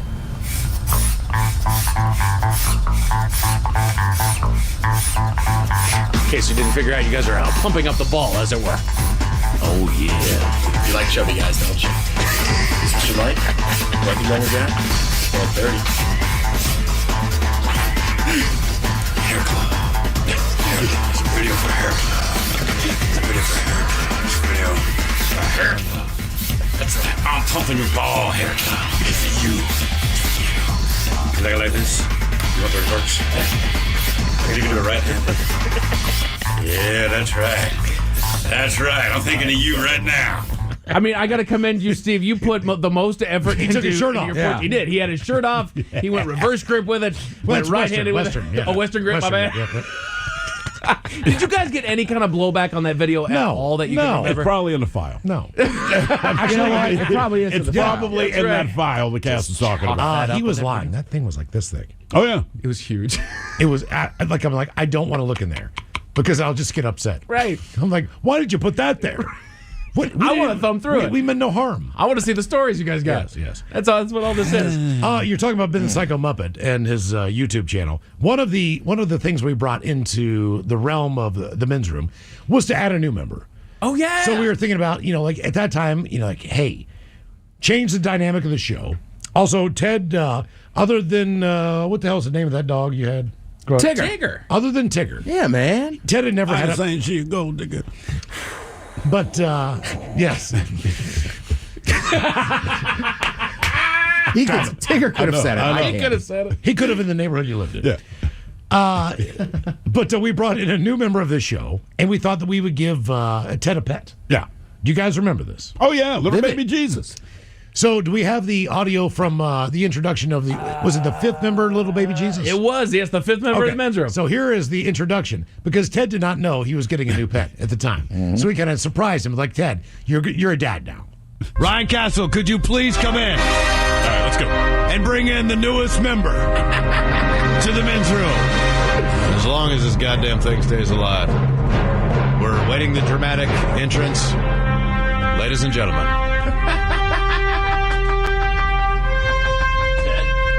Please welcome the newest member to the men's room. Do you see his name? His name is Little Baby Jesus. Little Baby Jesus. Little Baby Jesus, the goldfish, will now come into the studio every single day with the men's room. Ted, since it is the holiday season and Christmas is fast approaching, as it is December 1st, you are now the proud parent of Little Baby Jesus. Hey, and I want you to know Little Baby Jesus cost me 14 cents today. Just, you know. We have a Little Baby Jesus doesn't know it, but he married up. He's a feeder fish. So instead of getting eaten, now you get to hang out at the rock. Congratulations, Baby Jesus. Ted, what do you think there? Little Baby Jesus. I'm just a swell of emotions. It's amazing, isn't it? I can't believe I, Ted Smith, have a fish. But I want you to understand this. Little baby Jesus is not just Little Baby Jesus is now the fifth member on the men's room. Right. So I want you to understand, if Little Baby Jesus dies, you killed a member of the show, for which it would be very difficult to forgive you. I understand we all have a lifespan, but Little Baby Jesus is in your trust. And we heard the audio. Yeah. No, look, what we agreed to, you live around the corner anyway. So right. Instead of you taking it home, we can just leave it here. We'll lock him up in the office, but I'm not feeding it. I'm not changing the water. I'm not worried about it. This is your fish that you can take care of. When I told my wife today that we were getting Little Baby Jesus, my wife gave me an earful about what it is to take care of a fish, and I said, don't tell me, tell Ted, because it is not my fish. Little Baby Jesus is the fish of Ted. Is he looking at you? Don't tap on the tank. Why not? Because they say don't do that at the pet store. I think it's a good idea to keep it locked up in your office, too, because I told STP from BJ's show about this morning, and he's like, oh, that fish is going to get tortured in that studio. Well, here's the problem. Little Baby Jesus, as you know, was born... Not tortured, really, but it's just going to be loud, and there's a lot of stuff going on all the time. Real Little Baby Jesus. So, did we go on holiday before? Was that the last show? It wasn't the last show. Because it was but December Christmas- 1st. Right, Christmas was fast approaching. Yeah, Okay. we had So- Little Baby Jesus for a few weeks. We had no. We had Baby Jesus for a couple days. No. It was a few It was weeks. a few weeks. Was it a few weeks? December 1st. He was right. He was fine. And then we Okay. went on Christmas break. And again, this was my frustration, was like, they didn't give me a key to our office. Right. So I was like, well, how am I supposed to take care of him? Huh. Yeah, so he Right. can be So fed. then for years, Miles, you would still blame me. And I'm like, I didn't have a key. But that was a joke. We didn't have. Do we I have a key? wasn't kidding. Do we Give me have a goddamn key. Do we have a key? We did. You Ted two did did. not. We? Oh, Yeah. really? I don't even Oh, remember yeah, that. I remember that door being under lock and key. Huh? Yeah. Who locked it? I don't Whoever know. left I don't last think we day. ever locked Well, it. that's what I'm saying. Like, we had situations where we had other staff members come in. And steal our stuff. Yeah. Steal our booze, and then pass out At on the another console. station. Oh, yeah. Oh, yeah. And then, have to be woken up with dead air because they came in and drank all our tequila. So I did not think that we had a lock on that door. I did not know that. We never locked it until this other station's employees came down. Okay. All right. Fair enough. Snatched our booze. And I remember Hair Club's like, look, I'm torn because why do you guys have so much booze here? I'm like, well, because we're drinking. He goes, right. But, that was his thing. He's like, you have to lock it up. And he explained the situation. So these overnighters on a different station, they got into it, and I guess the guy passed out. The worst part was when the relief came in, instead of learning it, they started drinking tequila, and then they passed out. So basically, it was like 2 shifts in a row. And on the weekend. they went to the Hurricane. But we had already been locking. Yeah. I mean, right? They left work and went to the Great Hurricane. breakfast spot. But we had been locking it because that was the whole thing. I came in to try to feed them.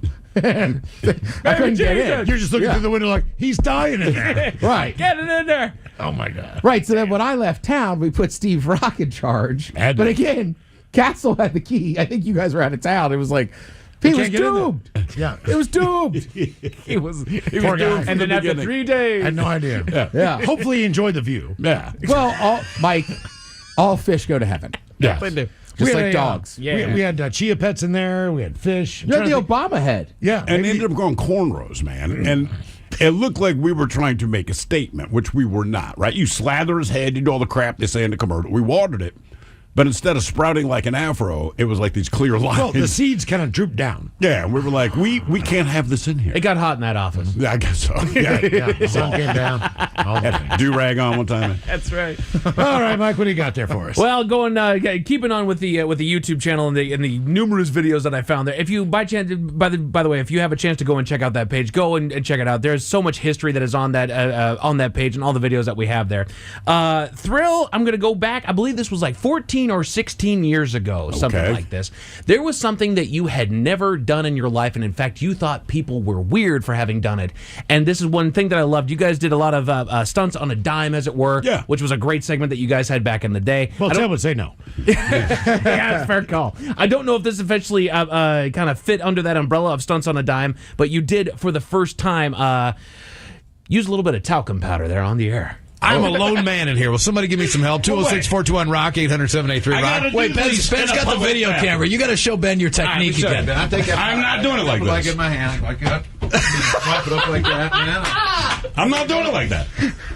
What? I don't want to drop it in my underwear, and I don't want to throw it from the back to the front. Will you promise me? I'm in a public bathroom. Will you promise Can I just dip them in there or something? Will I just get some credit if you're right? No, if I'm right you on cannot this? dip them in the jar of powder. No, I mean, like, put it in my hand and then I was like, drop into it. So if you can get Gold Bond or baby powder or something, and before we get to emails, hopefully everybody will be nice and talked up in here. Ryan, are you willing to talk up your satchel? Oh, I'd love to. Okay. As a matter of fact, I'm looking forward to it. Ben, could we do this? I don't see why Well, not. now, wait, am I going to go home to this chalky mess? I remember I was saying that. Just evaporate. This is going to be the one night she's going to be like, take off your pants. Oh, my God. Yeah, I don't know. You have a slightly darker complexion than the rest you of us. You might wake up and think you had a bad dream. Like, oh, my God. Flashy. Do they make dark powder? It's like the powder's white. Is that racist? Come on, man. Steve, you have never done this before, so what we're going to do is, before we read these emails, what would be the most painful thing for you to give up for 24 hours? For the first time ever, right here,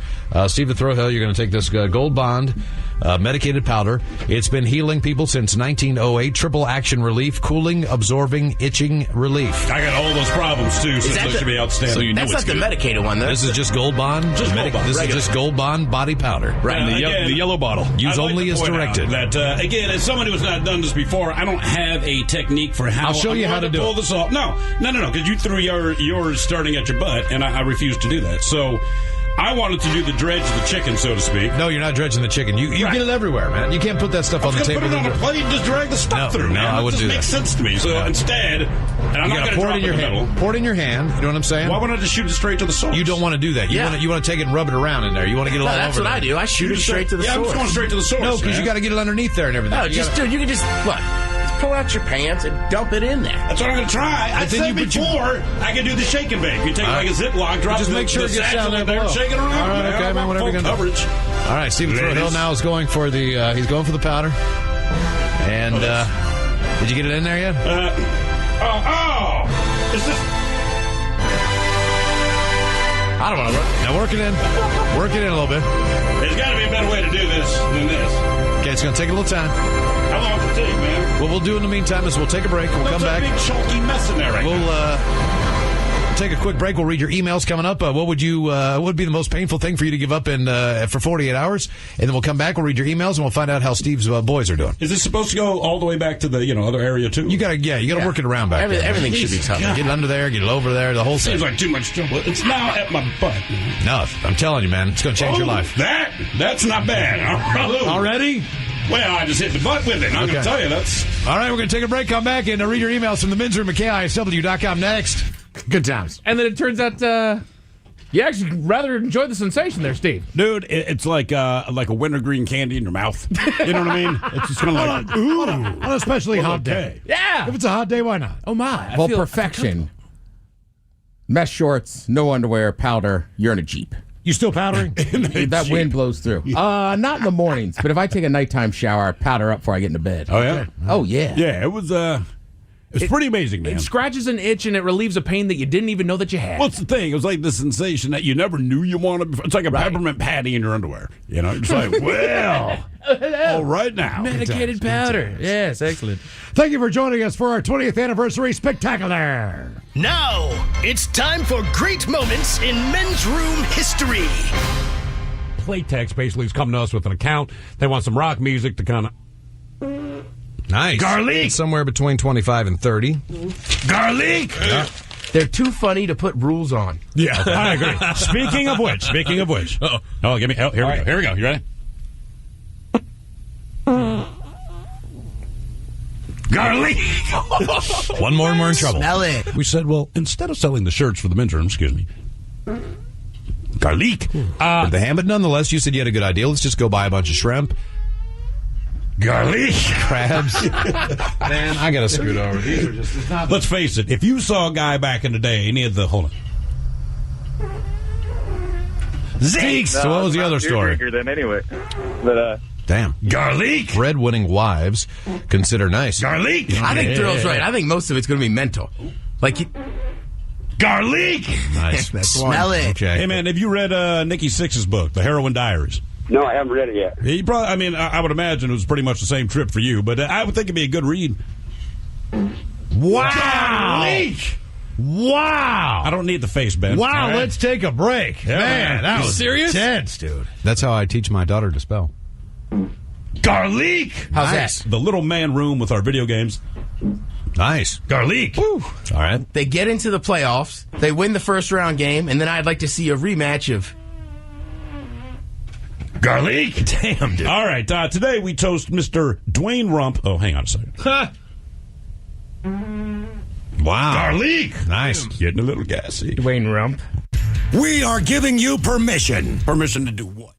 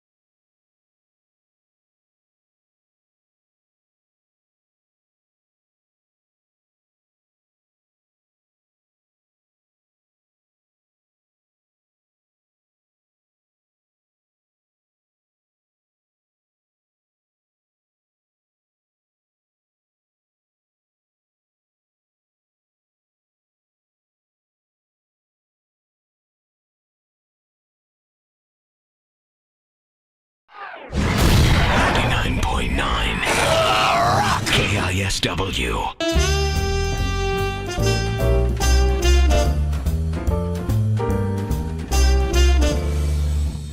What the hell was that? That was a Slash show.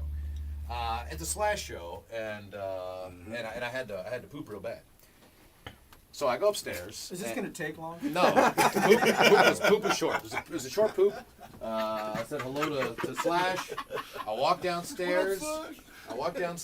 And, what up, Slash? Love to talk. Got to poop. This was as a fan, this is a goddamn bizarre experience. So give me a break here. So I walked downstairs, and there, at the bar, talking to Ryan Castle, a member of Alice in Chains, I'll just say. Jerry Cantrell's there. So I'm like, holy Christ, man! I just said hi to Slash, and I took a poop, and now I walk downstairs, and there's Jerry Cantrell, and then all of You a make it sudden, sound like you pooped Jerry Cantrell out of I here. pooped in between Slash and Jerry Cantrell. Then I came down and I'm going out in the crowd. I'm like, holy Christ, there's Michael Whip Wilton. So within like 5 minutes, I talked to 3 great guitarists. And so then all of a sudden I said, all right. So we start talking and hanging out. We get a little bit more beers in us. Tell him what you asked Jerry. And Whip says, I said, this is a classic. I said, hey man, you gonna have any of the just really nice dark, slow kind of my kind of? He's like, hey, F-head, it's me. I was like, okay. That's what I write. Sounds like a poop orgy. Yeah, so then I find out you that say, I pooped between Slash and Jerry Cantrell. I find out that Michael Whip Wilton golfs, and I'm pretty fired up about this because I like to golf and I don't get out much, and he starts talking all kinds of crap. Captain Country Club over there. So he says, one day we'll get together. Did you join that country club, by the way? Not yet. Oh, come on. Can you get me on? You have to be good. Okay, all right. $5 a hole. You got $5? So we're having a putt off right now because you refused. And I texted you. Pressure's on. I even tweeted at you. Like, are you being serious or are you being the rock star? Is that where we've come now? I even tweeted at you, man. I tweeted at you. I emailed you. I texted you. I did everything. And lo and behold. Twitter with? Yeah, it was his real Twitter. 40 Cheap jerk. It's a random guy. You get 2 putts. 2 putts. And what are you putting into? Huh? Parker. We're putting in Parker. Oh, don't get me started on that one. Smiling way, guys. All right, now here you go. Lay in the way. Now, Wilton told me $5 a hole. He's the greatest golfer ever. So we have taken an 8-ounce glass, turned All it you on need its to do- side, and that is your hole, correct? That's right. You got 2 shots at the glass. Putt number 1, Michael Whitwilton on the green. Oh. Okay, wait. We'll fade there. Not even close. I think the floor is not level. Oh, just missed off the glass. So sorry. Let me see them balls, Todd. This is All right, here it is. men's room challenge. Purse of $5. Montgomery just went. practiced in here. No, I haven't. Montgomery just went in the woods and got really, Really hot. for his initial putt. See, compensating. Oh, man! Just to the left. Damn it. Just to the left. Lines up for a second. Cat's ass. Damn it. All right. You win. Closer to the pin. Thanks for sharing that Poop Palooza story. Absolutely. Yeah, it was fantastic. It was You want to hear it I again? get to meet my three favorite guitarists and then take a poop. Queensryche, Saturday night, Heaven or Hell, KISW's Halloween Bash, Snoqualmie Casino. Guys, thanks so much for Hey, are you guys Yeah, dressing thank up? you. Are you guys dressing up? New This was originals? my idea, man, and we played the last couple of Halloweens there, and everyone dresses up. So last year I went there and I had, in my mind, I was Apollo Creed. All right, so I ordered the boxing shorts, for the Rocky and all that, and I'm walking down the hall, and this black security guard's like, "My man, Curly from the Harlem Globetrotters." So I decided that I'm not going to do it. Although my other idea this year, I decided I'm going to get a turtleneck and dress as my own penis. When you got a shaved head, it's just that easy. Oh my goodness. So that's my plan, man. Oh, you'll get it. I'll show you both later. Queensryche New Original, Saturday night, Snoqualmie Casino 10, and we made it to drinking time.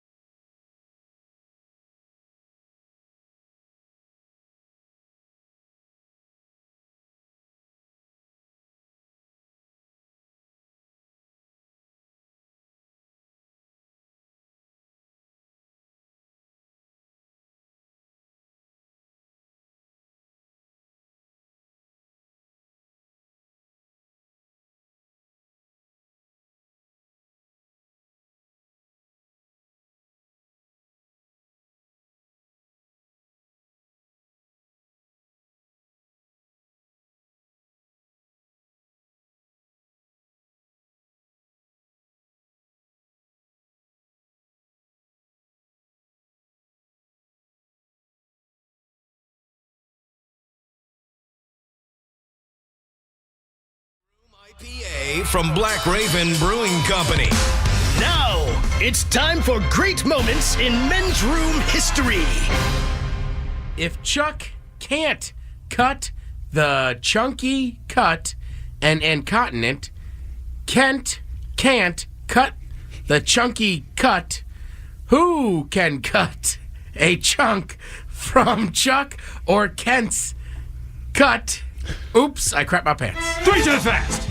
If Chuck can't cut the chunky cut and incontinent, Kent can't cut the chunky cut. Who can cut the chunk from Chuck or Kent's cut? Oops, I crapped my pants. 1. If Chuck can't cut the chunky cut and incontinent, Kent can't cut the chunky cut. Who can cut the chunk from Chuck's or Kent's cut? Oops, I crapped my pants. 2. If Chuck can't cut the chunky cut and incontinent, can't.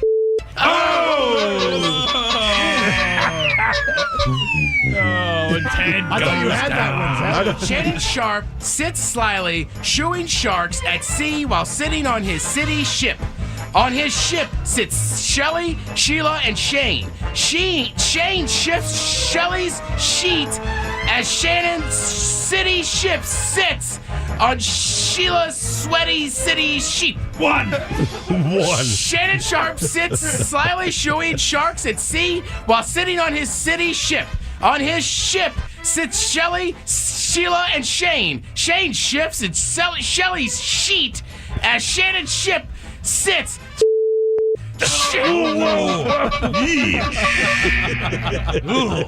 Ugly. Got a little brown.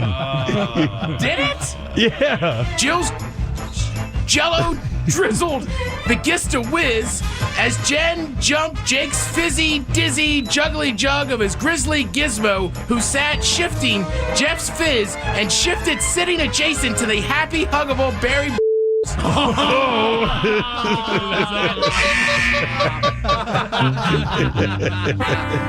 Is that okay? Hey, Joe. A shy, chintzy chick should sit down with me for shots in the shiny Emerald City. She should sit and do sick, shocker shots and city split shot, sip shots for sure, but she's sure shy from Shizo City, slit shots, Jesus the future. One. Hey, Joe. A shy, chintzy chick should sit with me for shots in this shiny Emerald City. She should sit and do sick shocker shots and city split shot, sip shots for sure, but she should shy from Shizo City, slit shots, Jesus the future! Two! Hey Joe, a shy chintzy chick should sit with me for shots in this shiny Emerald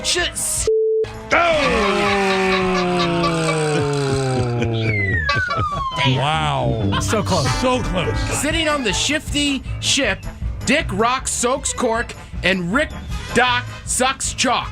But sitting on the city ship, Dick Rock sucks Rick Doc's chalk and Rick Doc soaks Dick Rock's cork. They're cork soakers and chalk suckers. One. Sitting on the shifty ship, Dick Rock soaks cork and Rick Doc sucks chalk. But sitting on the city ship, Dick Rock sucks Rick's Doc chalk, and Rick Doc soaks Dick Rock's cork. They're cork soakers and so close. That was so hard. I felt like you were getting there for a second. So did I. Oh, man. This has been another moment in men's room history.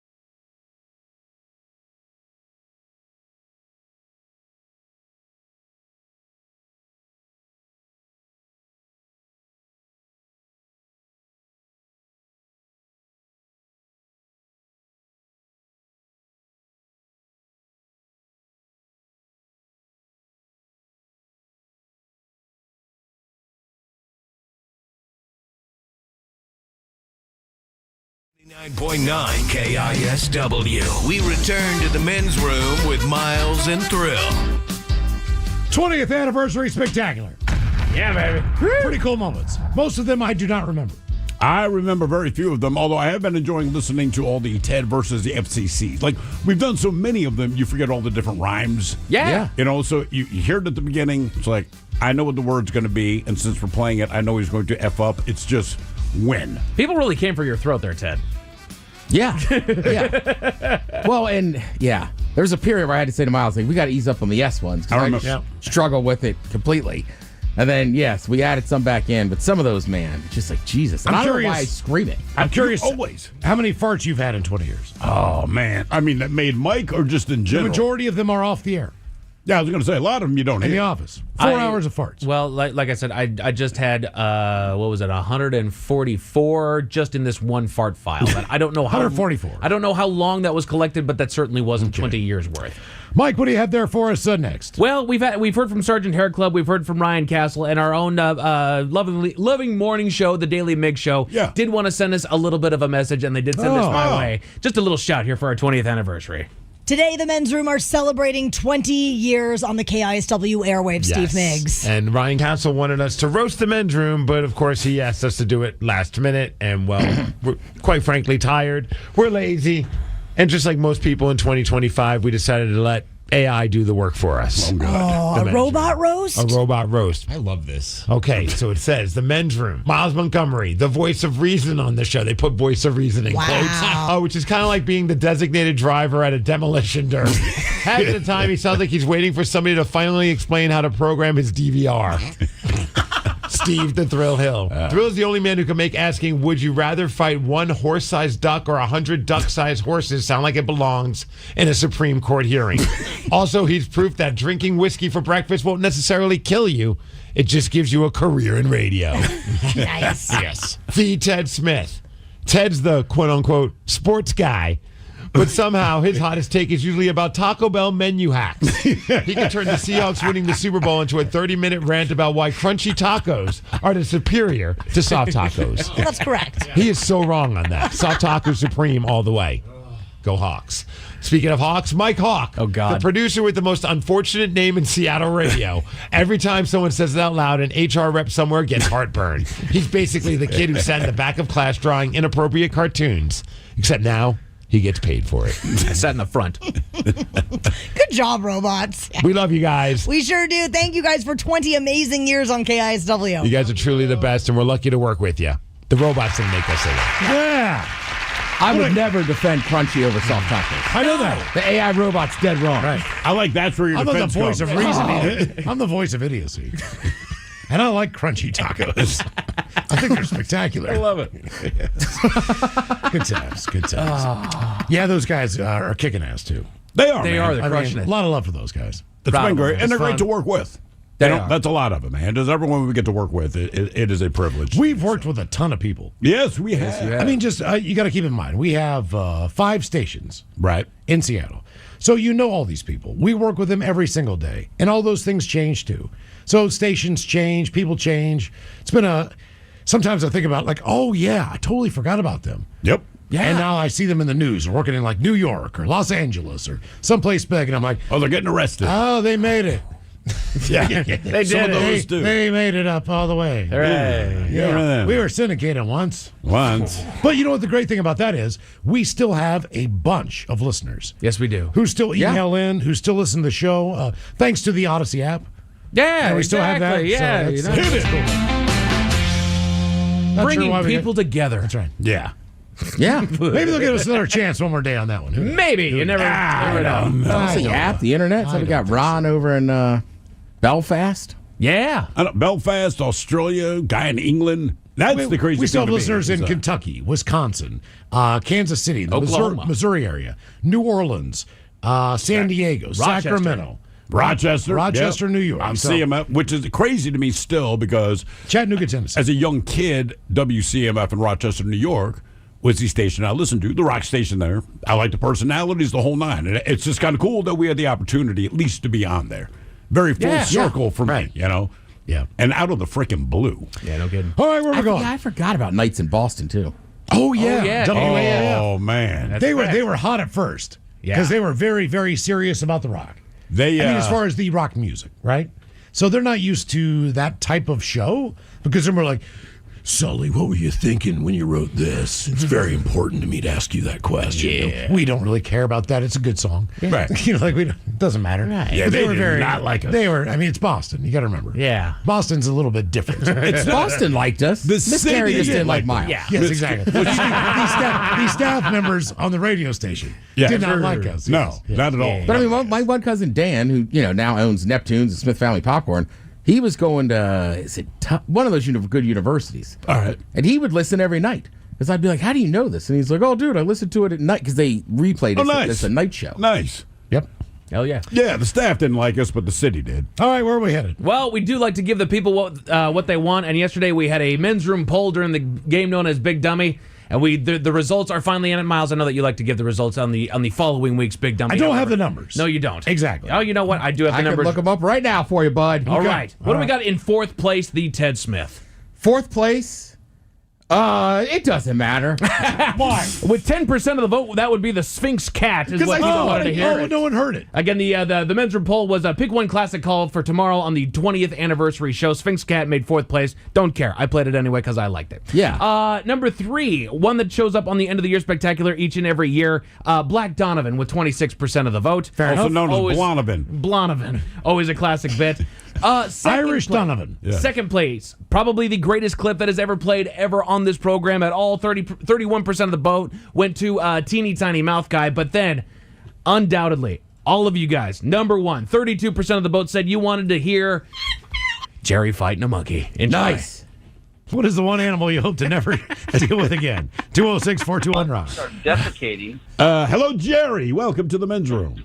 Yeah, hola, boys. Hola. Hey, Jerry, quick question. Yes. We checked into your phone a moment ago. You were talking about someone defecating and then throwing it somewhere. Were you in a zoo? Yes. Yeah, the spider monkey was my neighbor right outside. Okay, that's good enough. Okay. Boom. Ted bet it was about monkeys. I thought it was about a person. All right. No. However, it was owned by a naval officer here at the local Beverly Naval Base. He was going through a divorce. His wife was not very happy with him. She took her anger out on his pet spider monkey.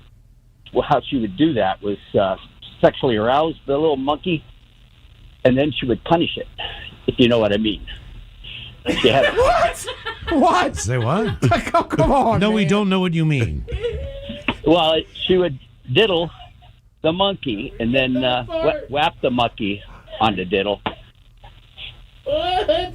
Oh, my God. Is this the story that he shared with you, Mike? Do you say this goes on in Bremerton? This is in Port Orchard. Oh, Port Orchard. Okay.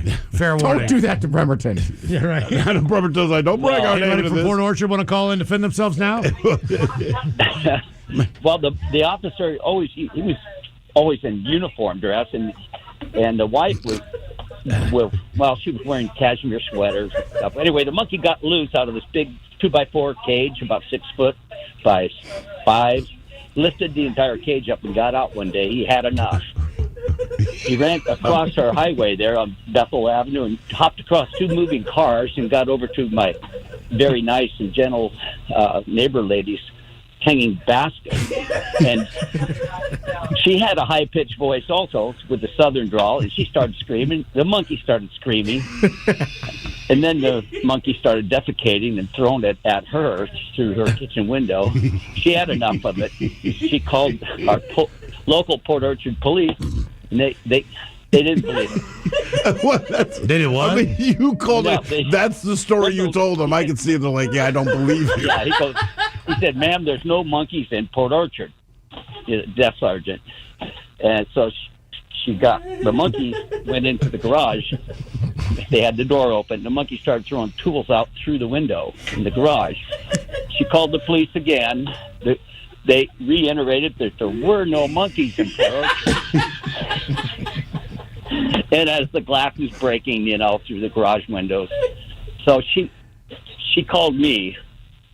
And I was kind of I was a local wrestler, and we just had this hand fight drill where we tried to compete and control each other's hands. You use this training to try to take down the monkey? Yeah. Get a hand fight a monkey. Yeah. Well, we're getting ready for state tournaments, and try to be very sharp on hand control. So did you wrestle the monkey? Yeah. So I figured I was prepared. All right. So How did the training help you? It's probably saved my life. Okay. Well, let that be a lesson to everybody. Well, so how did this go down? Well, I looked out the back window. I saw the monkey was gone. I go, it's got to be over at Mrs. Roller's, because she called me and said, I need Jerry, I need help. And I saw the monkey over there. It was inside my neighbor's car, her son's car, eating the registration and defecating on the seats. It was a 64 Ford Fairlane, fairly nice one. And her son was getting upset. Her little brother was crying. So anyway, to make a long story short, I suited up in a Marine Corps flak jacket. I put a wool cap over my head and put heavy garden gloves on, taped my wrists, and I went out to get that darn monkey. You grabbed the monkey? I saw the monkey across the street. I walked. I never lost eye contact. The monkey knew he was going down. The monkey knew? Yeah, the monkey knew. He was sitting on the hood of my neighbor's. Like outside of a bar. He knew it was going down. Yeah. Well, anyway, so he's staring at me and kind of doing a little hop. You know how monkeys kind of squat. Yeah, we know. Yeah, of course you do. So I never lost eye contact. I crossed the road between moving cars, just our eyes locked. We never batted an eye. I went at it, and my heart started pounding, but I wasn't going to quit. I was committed, and I grabbed that monkey by his forearms. And then he did a reverse on me. He flipped his hands over my wrist, and now he had control of my hands. Of course he did. That angered me, but I was quick. All right. And I was young, and I reversed it. And we did that for a few minutes, back and forth. He also wanted. He knew about hand control. Okay. This monkey. Yeah, he probably was a wrestler too. Oh, come on. Yeah. Well, I finally, monkeys don't have real control of their thumbs. I finally got my thumb into his elbow, in the hinge part of it, and then he couldn't reverse on me. So I had him, but then he started coming at me with his feet. His feet were climbing up to my neck, trying to get my neck. So I pushed him down, and then he came at me with his mouth, trying to bite my cheeks off and my lips. He was right in my face, but I was able to pry him off. We did this for about 10 minutes, back and forth, and finally the cars, other people were calling into the Port Arthur Police Department about this monkey. Well, I guess you beat that monkey's ass, didn't you? All right, hang on. So people are calling the cops. You've been fighting them for 10 minutes. What happens? Well, they were complaining about me attacking a monkey. I was the bad guy. They finally, since it was a human attacking an animal, they sent the police out. This was quite a few years ago. Our local police officer didn't have air conditioning in his police car, but he did show up with his windows down. The monkey saw the uniform and thought it was like Daddy.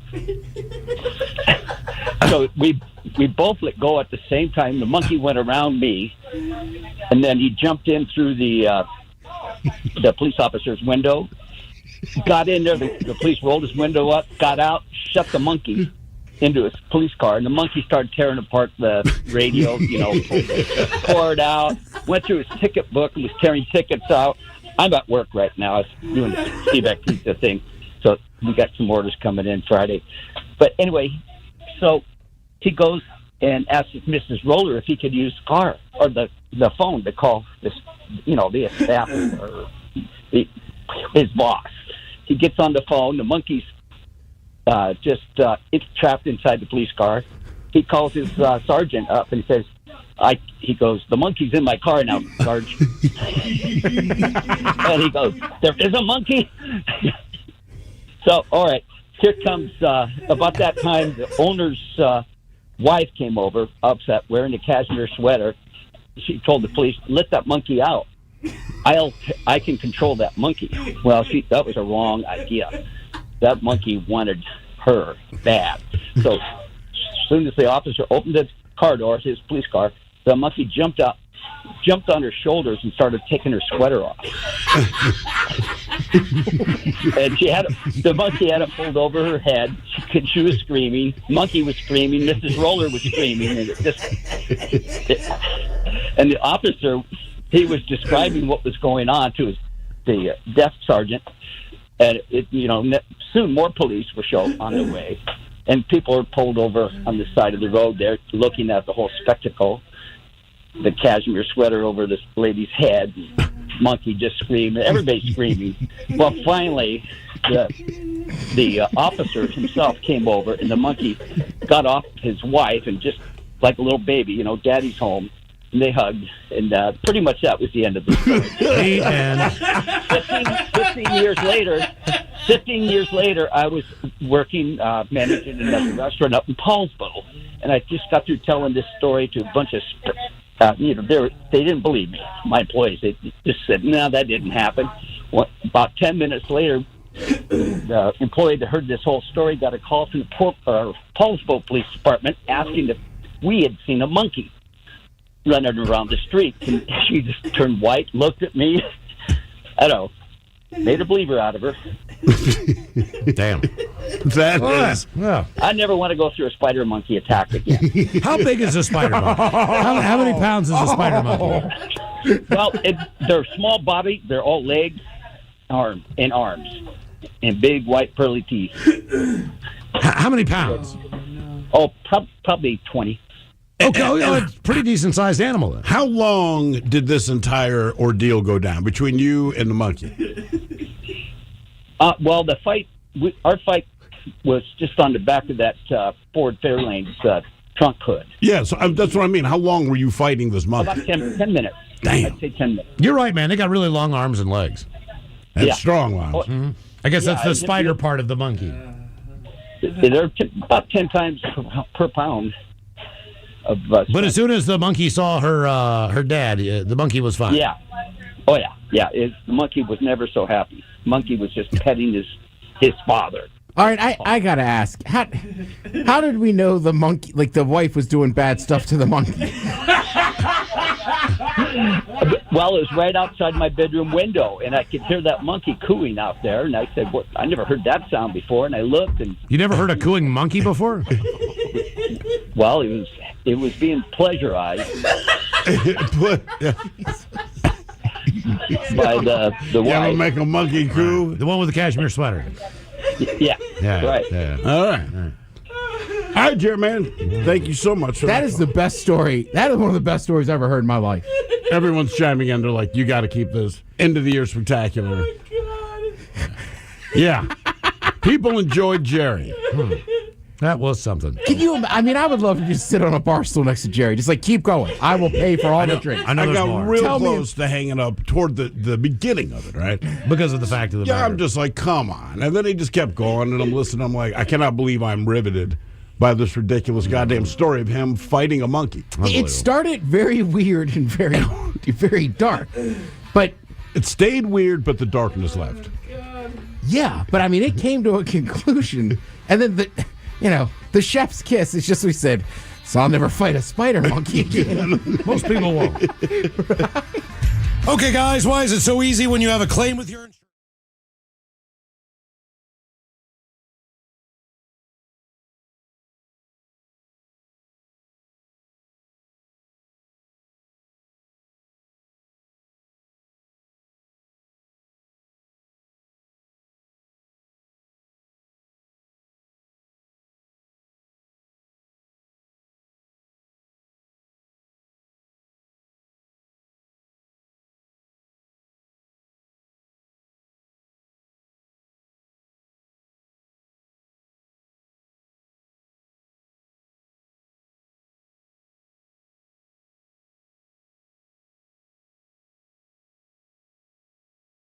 Horseradish.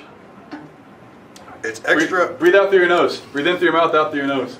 It's extra hot beaver. Isn't it the exact opposite? He just wants to clear his sinuses. Oh, right. Bring it in and then man, that is hot, dude. Well, then why are you doing another one? I'm trying to clear out my. Have you heard of blowing your nose? Oh. You gotta do that, man. I'll try it. I like spicy. Go ahead, man. Give it a shot. I can breathe through my nose. Just the other day. Oh. Yeah, I'm Yeah. You guys did what like those big feet. Yeah. Yeah, that's be So plenty. gross, That's plenty.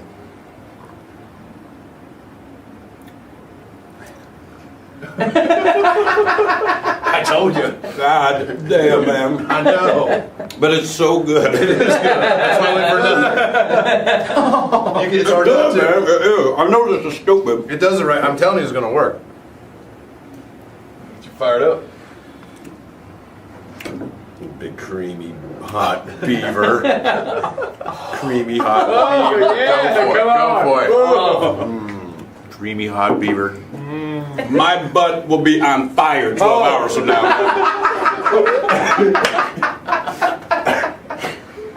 God damn, man. Yeah.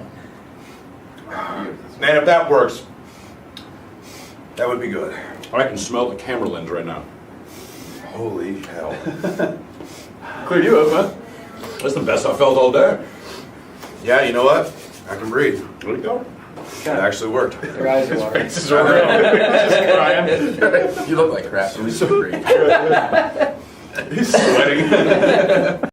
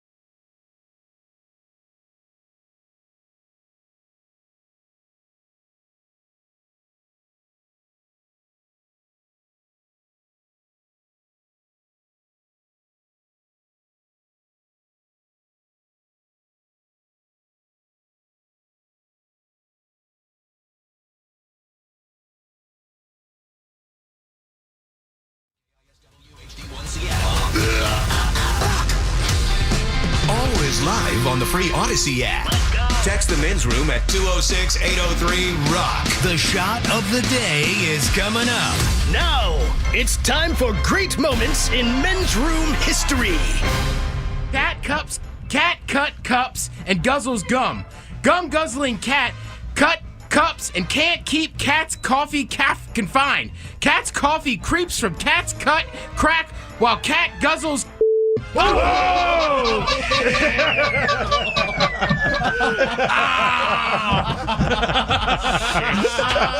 I sail a ship to shoreline and surely shift as I sit and surely sit as I shift. That's where a dunce can't cut blunt cans I can't cut, dunce. Then I see Ryan Castle below me. I love to watch Ryan Castle below me. One! I sail a ship to shoreline and surely shift as I sit and surely sit as I shift.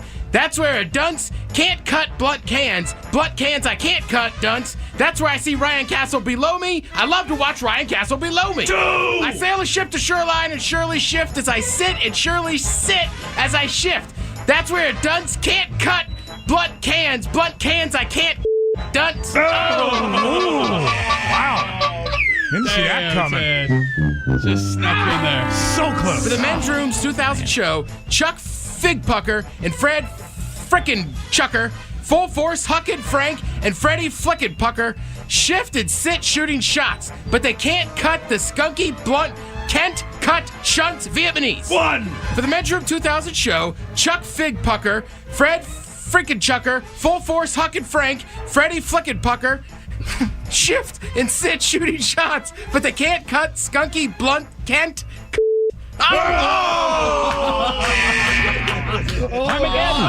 So close. The worst God, so close. 3 times fast. Channing Tatum paints his tan. His tan is painted with a tanning paint.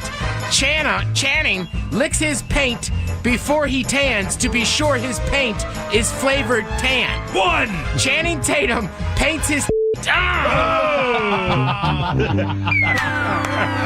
The short, shy ship's cock swings, sits, slips, and sips Schlitz while he flucks his copper. Whoa! Whoa! Wow! I even pulled the trigger too early there. I thought you got through there on the last one. Apparently, that's not the case. Burns so much. Wait a second. although a very positive year. Yeah. Altogether, we have to look at it that way. And out in a blaze of glory.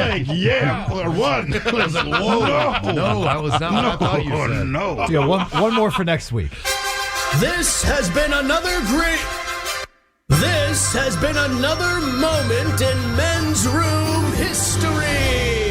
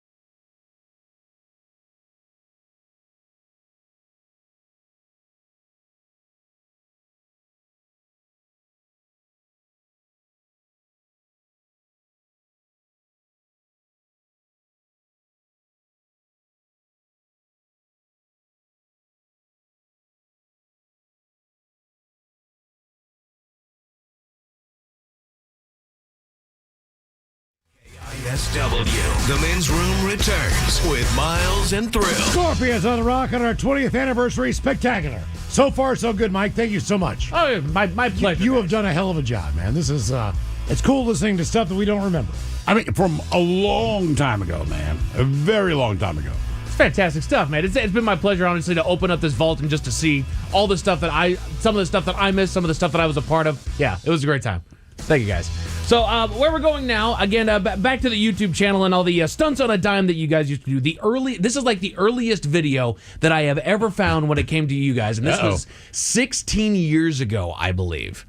So that would be, what was that, 2009, 2008, something like that. And you guys did stunts on a dime, and it was the Mentos Challenge. Now, if you guys know, Mentos has a reaction to Diet Coke, if I'm not mistaken. Okay. So, of course, you guys took that into your brains as, let's make Ted put Diet Coke into his mouth and a Mento and see if he can hold it in. And this was the result. Well, I tell you what, let's do here, because we have never personally seen this, but I would like to see this.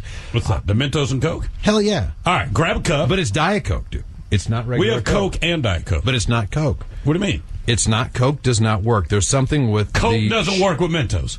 No, that's why they all say it's... I'll bet you $1. We'll do 1 cup of Coke, 1 cup of Diet Coke. I'd always heard that this trick was Mentos and Diet Coke. I think they'll both work. I say they both work. Here we go. What's different in Diet Coke? In here. They take stuff out of Diet Coke. Maybe Mentos are trying to lose weight, Ben. Who the hell buys? Who buys Mentos anyway? Yeah, do you know how long it took me to find a Mentos? Hey, put this over the tarp. Do you really? Hang on. Have you ever had a delicious Mentos, Brian? I have. Have you really? Delicious. Try one, take the please. pictures. You're gonna screw it up. Have a delicious Mentos. Have you ever had a delicious Mentos? I'm on fresh breath now. Okay, all right. All right, Pop Rocks are here. Have you ever had a delicious Mentos? Stunts on a dime. Now, what we have here, now we know that's going to work. I'm saying you said... This is... Wait. Now, this is water with bubble mixture. I'm saying this is regular Coke. All right, put regular Coke and a Mentos. I'm saying Mentos and regular Coke does not work. I say, of course it's going to work. Because they always say, go to the well of Diet Coke with Mentos. Put it over that tarp. What do you say, Ben? What do you think? Does it work or not? Wait, hold on. Ted, put the Mentos in your mouth and drink the damn Coke. What are we doing with the cups over here? That's a good Not point. a bad idea. Go ahead, give it a shot. Try it again, right there. I put it in front of you. You don't I know gotta be honest with you, man. My heart is racing. You don't right know now. how fast this is going to work. I don't have no idea. Come on, Ted. Come on, my gangster brain. Get up here. Come on. All right. You ready? I'm really going to do it. This. Come on! Now, you're saying that this works in the same fizzy works form or just like fashion. Diet Coke. All right, here we go. Should I put in Coke first? No, I say Mentos, you go Mentos. Coke and then put the Mentos in first. Yeah, hell yeah. Now take a little taste and see what happens. Slug it. Come on, you wuss. Mm-hmm. Nothing. Can you not look at us when you do this? Cheeks. Oh, wait, Down. Not in front of... Oh, you gross sick bastard. It does fizz up. It does. Isn't that amazing? I guess I owe you the standard $1. That's great. God damn it. Cheeks bulged up. What a Now hold on. So, how about this now? What the hell are you doing, dude? Is it still going? No, is that the... No, you're not. Don't do that. Jesus, God, this is like double I R. put more in just to see for the hell of it if it'll work again. Of course it's going to work again. Thank you for the Mentos. It is delicious. I've never had one. Now spit that one out, dude. Come on, put a fresh here one. is the real test, because this is Carbonated City. This is a delicious Fresca. Now, I have a feeling that this is going to be way more... Open the cold, fresh Fresca. Oh, no, hell, it doesn't matter. All right. I don't want to waste one. We're not wasting it, buddy. Okay. This is science. We'll mix that with some... How about this time I'll put Fresca in my mouth, and then I'll drop in the Mentos. Okay. Are you sure you want to do that? Yeah, he's fine. Okay. The Fresca is in his CPR, mouth. right? All right, now here comes the Over your mouth and delicious drop it. Mentos. Anything? Cheeks are bulged up. You look like a squirrel. Wait a minute. Nothing? There it goes. There it goes. Nah. There's nothing. Oh, God. What happened? A little slower? Maybe on the delay? The reaction took a little time. So it took... Okay. Sorry. Isn't that amazing? Like, oh, yeah, I'll just add more. Isn't that amazing? Who knew? Okay. Hey, Miles, how about this? Right. Swallow a Mentos like a pill, so it's in your stomach, and then it blows up. No. I would not do that, man. Because then, what if you were choking on it? Are you going to give him CPR? On a You want your dime. mouth on his lips? I'll kick him. Yeah, I'm not thanks, doing that. Ben. You'll All kick right, me? Yeah, like a Heimlich maneuver, just to clear everything out of there. Now, will you place an Alka-Seltzer in your mouth? Don't be a wuss, Ted. An And Alka-Seltzer. slow down. Let's say a little Diet Coke. I'm saying Fresca on that. Fresca? I think Fresca and Alka-Seltzer is just a recipe for disaster. Oh, come on. It'll be great. Because it already fizzes, and if that fizzes, that's This a is double what I'm fizz. saying, dude. But there's more fizz in the Fresca. Okay, well. That's why it's fun. I'm saying we save the Diet Coke Fizz for the Pop equals Rock. fun. Come on. All right, well, Come then. on. Hey, toss the. It's Watch not my this, mouth. Ben. Toss the Alka-Seltzer. I bet I catch it in my mouth. You ready? Oh, just missed it. What a bummer. All right, here we go. All right. The Alka-Seltzer goes in the mouth. Alka-Seltzer in. Now, What are do you we going to go think? Is Fresca this- or are you going to go Diet Coke? You start with either one. Oh, Come on. It's Aston, Throw the dude. It's soda nasty. down. Go ahead. No, wait, hold on. Watch this. I'm telling you. Anything? Yeah? How bad? Is it building? Is it getting worse? How and bad worse? is it? Ted is saying yes. So it just gets worse and worse. It does. Oh, good gravy. Damn, and that's something. But no headache. Don't do. Did you spit out the thingamabob? The seltzer? Get Get rid of that. I know, look at that. Isn't that disgusting? And that's make you feel better. It'll cure a hangover. I'll be damned. Well, you know what that should... Oh, yeah, get rid of that. Okay. So far, no death, but we have... He's come got a to long way swallow here. something. That's the whole point. If you I don't eat- think you can swallow a Mentos. The myth was that if you eat Pop Rocks and you drink Coke, your stomach explodes. So you want to test to see if he really will die? Well, obviously he's not going to die if it's in his mouth. He just spits it out. Now, first of all, here, Pop Rocks are a delicious candy, and I want to try some because it's been a long time. So if we could here before we start this, have you had Pop Rocks in a while? Not in that. Well, Would you like some delicious Pop Rocks? I say we try, yes. man. This is like one step up from Fun Dip. Here, Steve, have some delicious Pop Rocks. Stick those in there, right there. Mm-hmm. All right, let's just. It's been a long time. I just want to see if they still do what I remember them to do. It's kind of like crack. Anything up? You all right, Thrill? Well, the problem is, I had to swallow Fresca and Pop Rocks, and it frickin' hurts. Jesus Christ, dude, they won't stop blowing up. Okay, so they do explode. Yes. But not as much as I remembered. You get the big ones every once in a while. Yeah, this is crap. By comparison. All right, Ben, I took it down. I swallowed it. Swallowed the Pop Rocks? Uh-huh. All right, now guzzle a Coke, man. I know. See, I'm still clicking, and it's in my stomach. Give me the blueies. Give me the blue ones, man. Don't eat the red Pop Rocks. No, the blue ones are much better. All right, now tell me, Really? just swallow Pop Rocks, guzzled Fresca. I feel kind of funny. You look funny. Anything weird in your gut, dude? Any explosions? No. Nothing. right. You could look. Take a swig of soda. Take it down. All right, wash it down. Now, Miles, washing down Pop Rocks. If I and die, Fresca. I'm going to kill you. This was not my jackass idea. Oh, yeah, that's excitement. There's definitely some excitement going on in there. Mm-hmm. We can hear it pick up a little. Ooh, who the hell would buy this crap? Ted. Okay. All right, not so bad. What if I put a Mentos and Alka-Seltzer both in my mouth with Pop Rocks, then drink soda? That's where we're That's going what for we the want you to finale do. today. Okay. That is the mother load of everything. Everybody, yeah, there's never been that before. Well, that's why we're doing this. We're going to try a various amount of things, including one Alka-Seltzer. All right. I still feel the Pop Rocks in my stomach popping. One Alka-Seltzer, Ted. Have an Alka-Seltzer. Thank you. One Mentos. This is off the chain. All right. God Whoops. damn it. I wonder Can I why no have one's one ever of- done this before. Never been. I wonder why, though. This is Because awesome. most people don't have the guts and gusto of the Ted Smith. They wouldn't do an experiment like this. Did you just use the word gusto? Yes. I think it went out in 1981 with Stroh's. Mentos, and then we're going to the Diet Coke well, simply because this is what they said would kill you.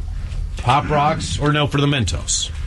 Man. Ladies and gentlemen, this is going to be unbelievable. This should be great. This is the mother load. This is what you've been waiting for. The death of the Ted Smith. Same thing. Take this first and then I'd the take soda. that first, man. I'd see how it sits for a second, and then I would just let it go, man. Just whatever you got to do. Down the hola. And Oh, good gravy! Wow, that is amazing. There we go. Unbelievable. You get it out of your mouth. All right, we'll take a break. Somebody out there deserves to be recognized. Jesus. Jesus. And the men's room knows just You're still who alive. it is. So to you, we say, bottoms up, sailor.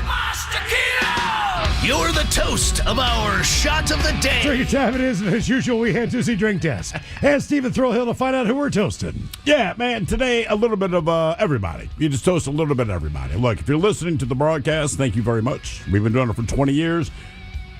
Very deeply appreciate you having been there for 20 years listening to the show, because it's plain and simple. We get a lot of very positive emails.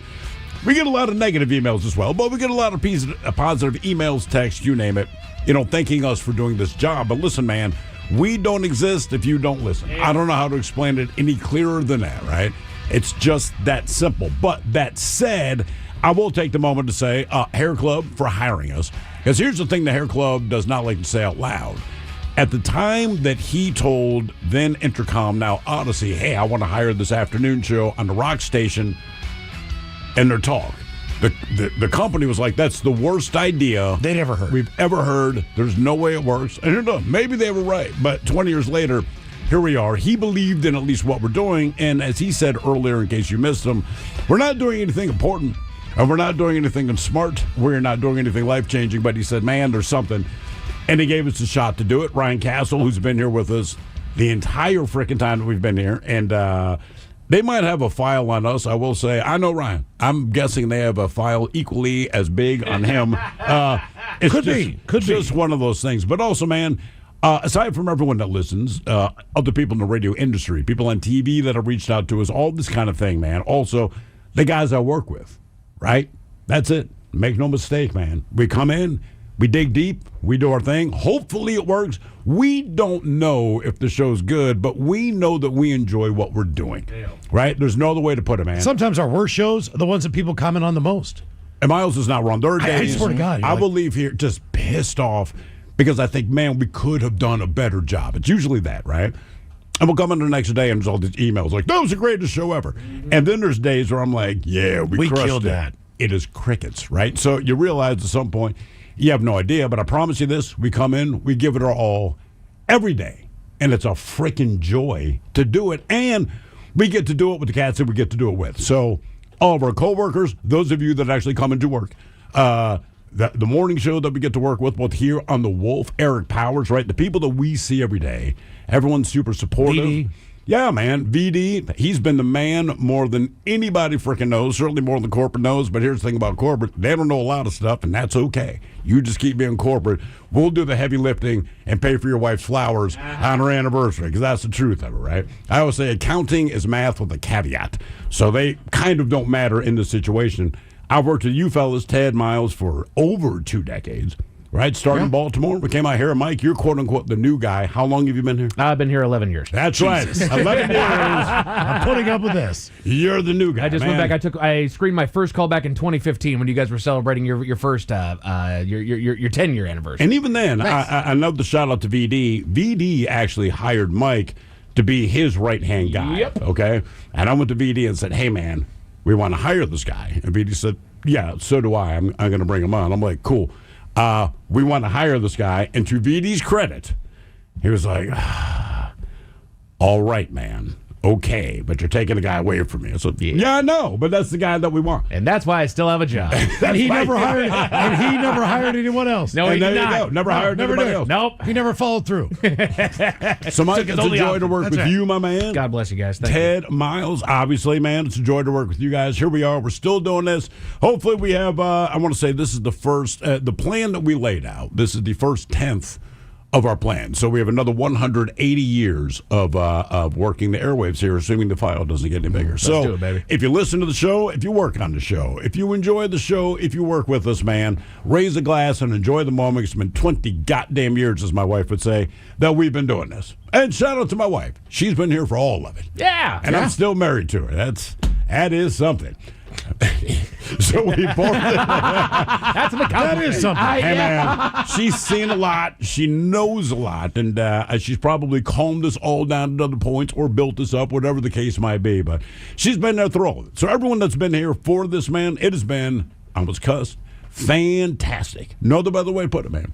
So we pour this booze and we drink this booze because we think it's yummy. Yummy! So over the tongue and down the throat to party in our tummies. Down the hola bichola. Now, it's time for great moments in men's room history. She goes from being the hottest woman you have ever seen. You got new shoes. Yeah. Why don't you wear them tonight so I can step all over them? Are they white? Garlic? That might have been the longest one ever. I do what I can. What's a stain? No, they're not white. They're awesome. All right, I'm out. Wow. All right, Ted, just get this thing rocking. Yeah, so I'm kind of screwed. Oh, hang on. Garlic! Nice. Thank you. And with that, hair metal bands that haven't done anything, well, since the 80s. Hang on a second. Damn. Garlic! Nice. Okay, I think somebody knows what they want. Nice. Garlic! You know what, though? This is before we started looking for stories or trying to find out what the hell's going on today. And Garlic! You get that one? Okay. You got new shoes. Yeah. Why don't you wear them tonight so I can step all over them? Are they white? Garlic! That might have been the longest one ever. I do what I can. What's a stain? No, they're not white. They're awesome. All right, I'm out. Wow. All right, Ted, just get this thing rocking. Because the guy didn't read Craigslist or the... Whoa! Garlic! Chapupe! I'm not even hearing about it. Oh, excuse me. Yeah. Damn. All right. We got to get out of here. It's Miles and Thrill 99. Yeah. Let's move this along. Excuse me. Did I have a shout out? Garlic! No. 206-421-ROCK, 800-783-ROCK. Here we go. Garlic! Zucchini. Man.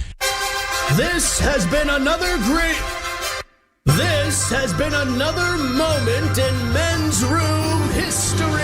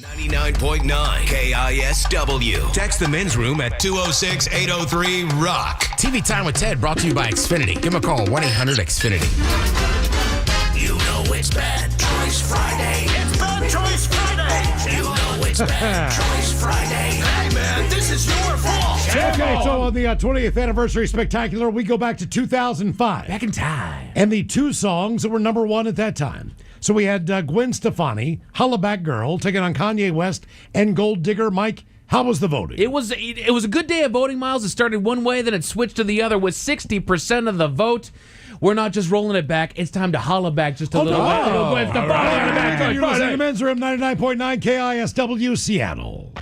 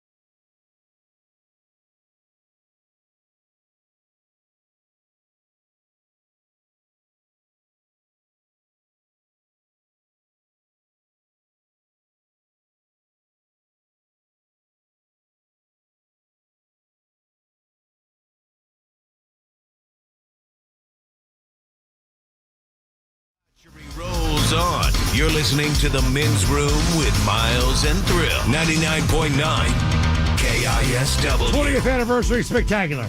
The clock is ticking on us, isn't it? Ticking where? Wow, man. Mike, what's up next? What we got? When we get back here, there's a lot of clips that we have that they're not exactly a few minutes long. They're just more of a few seconds long. All right, yeah. But I just want to say personally, Oh, Oh God. when we got out here, and obviously, right, you guys had your wives or soon-to-be wives with you, so I was a single guy. First of all, shout out to all the AM PMs and the extra mile stores I went and opened with Johnsonville Brats and all this stuff. But also, I would go to a lot of shows and a lot of Seahawks watch parties and everything else, and just people were so nice and they were so cool. And to this day, like I am blown away. Like tomorrow, you know, like or I meet somebody at a Sounders game. Like, do you mind taking a picture? Do you mind signing an autograph? It's like no. You know what I mean? Like, it is beyond flattering. Yeah. It absolutely is, man. I mean, look, here's the truth of it, man. People, and I hate when people say, man, I saw you somewhere. I don't want to bug you and your family. I definitively appreciate the position you're coming from, but unless I look heated and I'm screaming at my kids or something, like, come up and say hello, because here's what you don't know, right? One, it is very flattering, and it's insane to me, but very cool to me that you reach people and that it matters, right? That what we do matters. But also, believe it or not, my kids, you know, who I have to raise, and there's a lot of things I can't quite share with them, they appreciate it because no matter what they think of me, they can't believe that their dad does something where, as my son says, why is everyone so happy to see you? Which basically tells me he's not always. But the point being, you go, hey, man. And so one of the things I do try to preach to my kids, I go, look, man, the world is the world. You're going to see it how you see it. Things are how they are. It's not always awesome. But when you're going to mingle with other people, man, just try to be positive. Try to make people smile. Try to do something funny. Definitely give my son credit on that. He goes for that all the time. By the way, you're not always funny, mofo. You kind of are, but not always. But, he's lying. Every day he comes in, talks a new anecdote about his son and how funny he is. It's hilarious. So if you're listening, don't believe your dad because he talks really, really, really highly. And great call on C.D. Lamb. About Don't even. He's about you and your sister. Hell yeah. Every single day. So but it matters, don't believe man. that. It really does resonate, even with the kids, man. Just to be able to do something where the kid, and it makes me happy because when I look at my kids, I go, look, if they know nothing else, because you lead by, your words mean nothing, you lead by example, right? So at least the one thing is, I know that they believe if you try to bring some kind of joy into the world, it does not have to be important. Yeah. Important stuff always sucks. I always say it's like paying bills or buying something you want. I do both. I never smile when I pay bills. I'm always smiling when I buy something that, yes, baby, I don't need this. That's why I'm happy. Right, yeah. So, and very important to know, too. Look, everyone has, the world is what it is right now. Our goal is to bring everyone together. That's right. That's it. We talk about things that we can all relate to. We don't want to divide. No. We don't want to be the people that say, hey, there's something wrong with you because of this or that or whatever. Even on this program, we got a lot of different backgrounds. Every topic we try to talk about is for everyone. Hell yeah. It's going to a backyard barbecue. It's going to your neighbor's house. It doesn't matter what religion they are, what they believe in, where they are politically. We are going to have a fun time. We live next door, and we are citizens of Seattle. We are friends. We are neighbors. We're cool. Let's just do that. Although you could mow your freaking lawn. I'm serious. Like what is up with that tree? Like, get rid of the tree. Right. That's right. Small things, but it throws me off sometimes. Like I apologize if I've ever given somebody like a bad encounter because I don't get it all that often. Then all of a sudden somebody will just show up to me. Like it happened to me when I was down on the Seahawks field not long ago. Right. You know, he sent us an email. It was a very, very kind email, and I appreciate him very, very much. But he walked up to me, NFL guy, official. You, Mike? Like, yeah. Love the show, dude. Like, okay, I was thrown off. Thank God. I'm not on in that moment. Thank God. Like, you know, and to some degree, like I want to give you guys a little bit of the experience. So my apologies if I've never given you guys that experience. But I love it every time somebody comes up and says hi. I mean, sometimes even just going to a Seahawks game and seeing a cop put his hand up, like, oh, what did I do? Hey man, hey Ted, love the show.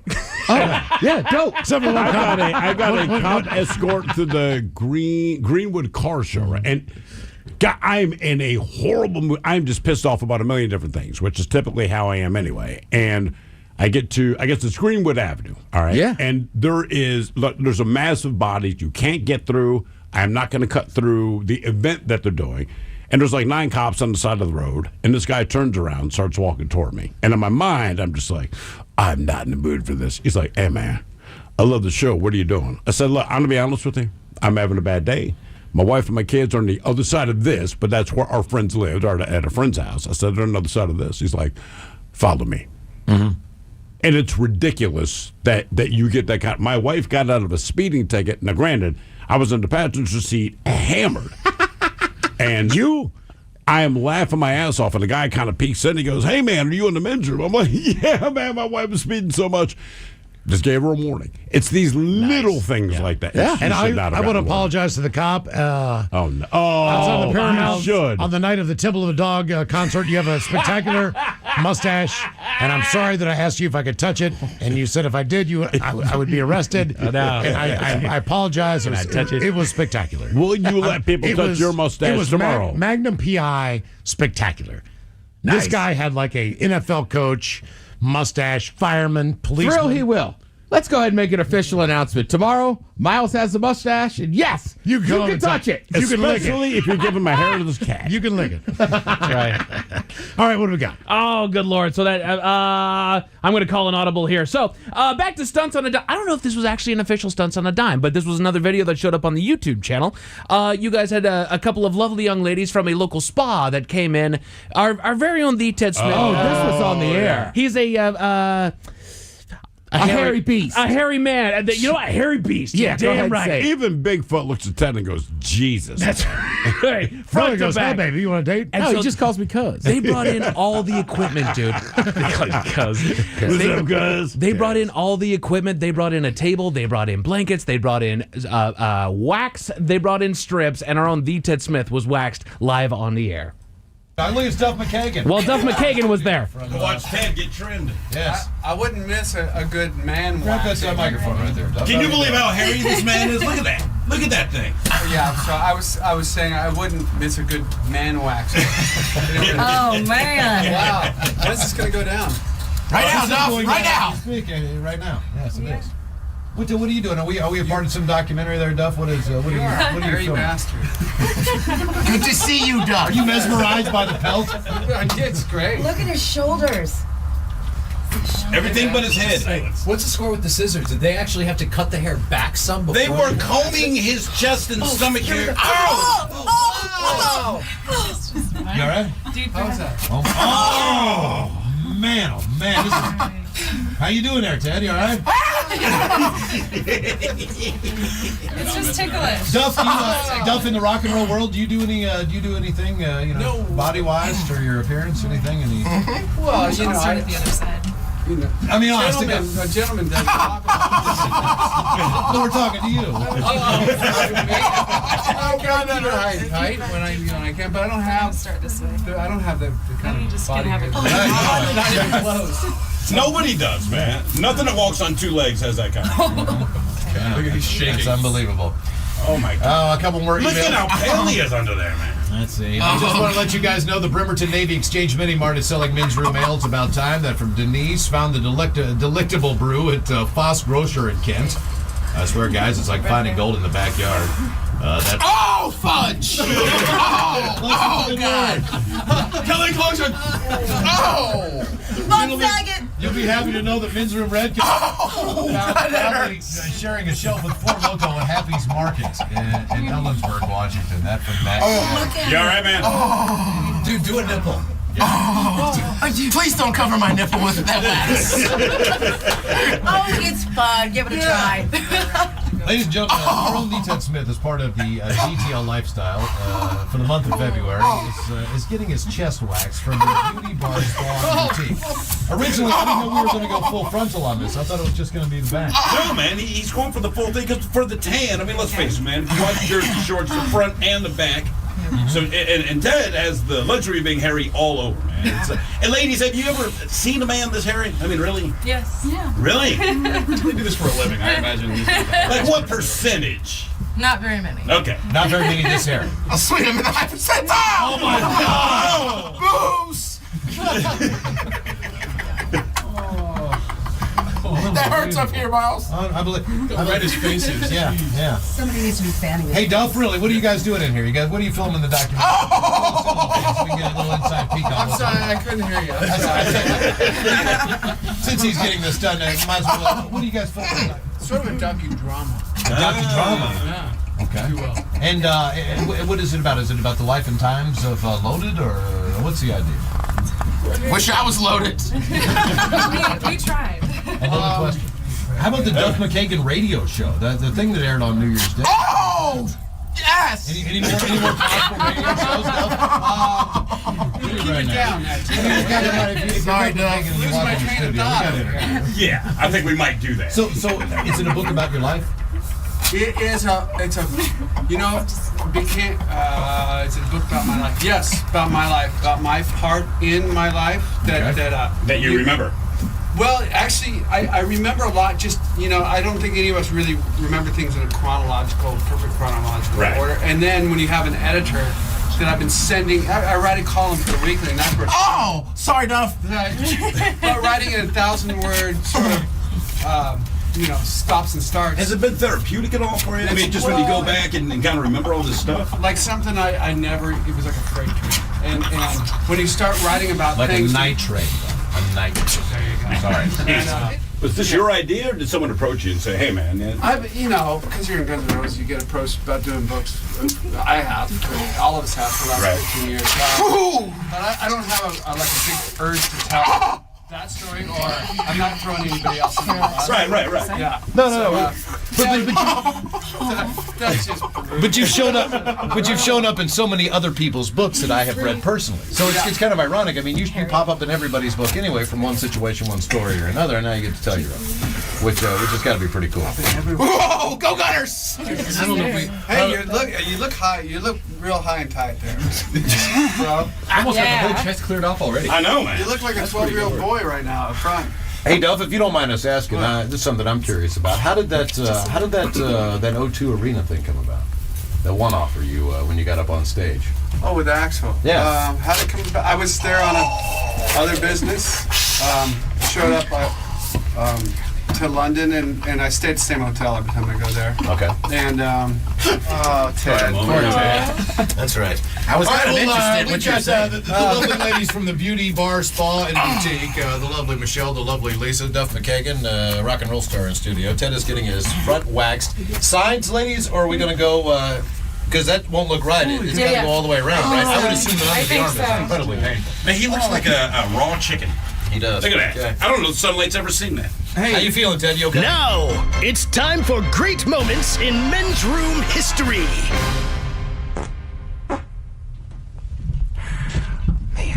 All day, Ted. I got you, AD. When just because a hot woman goes out with a Garlic? Wow. Well, all the bitches, happy Tuesday to you. Excuse me. Today's shot is brought to you by Jim Beam Black. Okay, Ted's over there. See? I lift up my leg, though. Excuse me one moment. Jesus. Wow. God. I don't even know what this is from. All day today. I do. Is that vanilla bean frappuccino? Oh, good call. Never mind. My apologies. All day with you, man. Yeah. Pornography, anyone? Sounds legal to me with some paperwork. Damn. Garlic. That's from Alex. All right, do we have time for a few extra emails here from the men's room at KISW.com? Do we? Jesus. Pass the napkins. Hey, get the spray.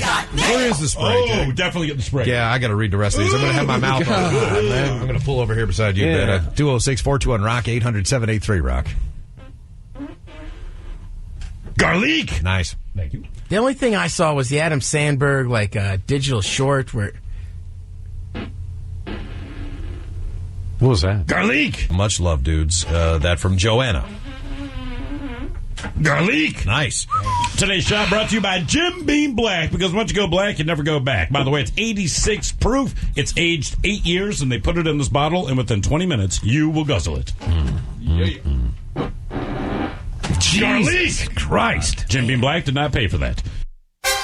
This has been another moment in men's room history. Here's your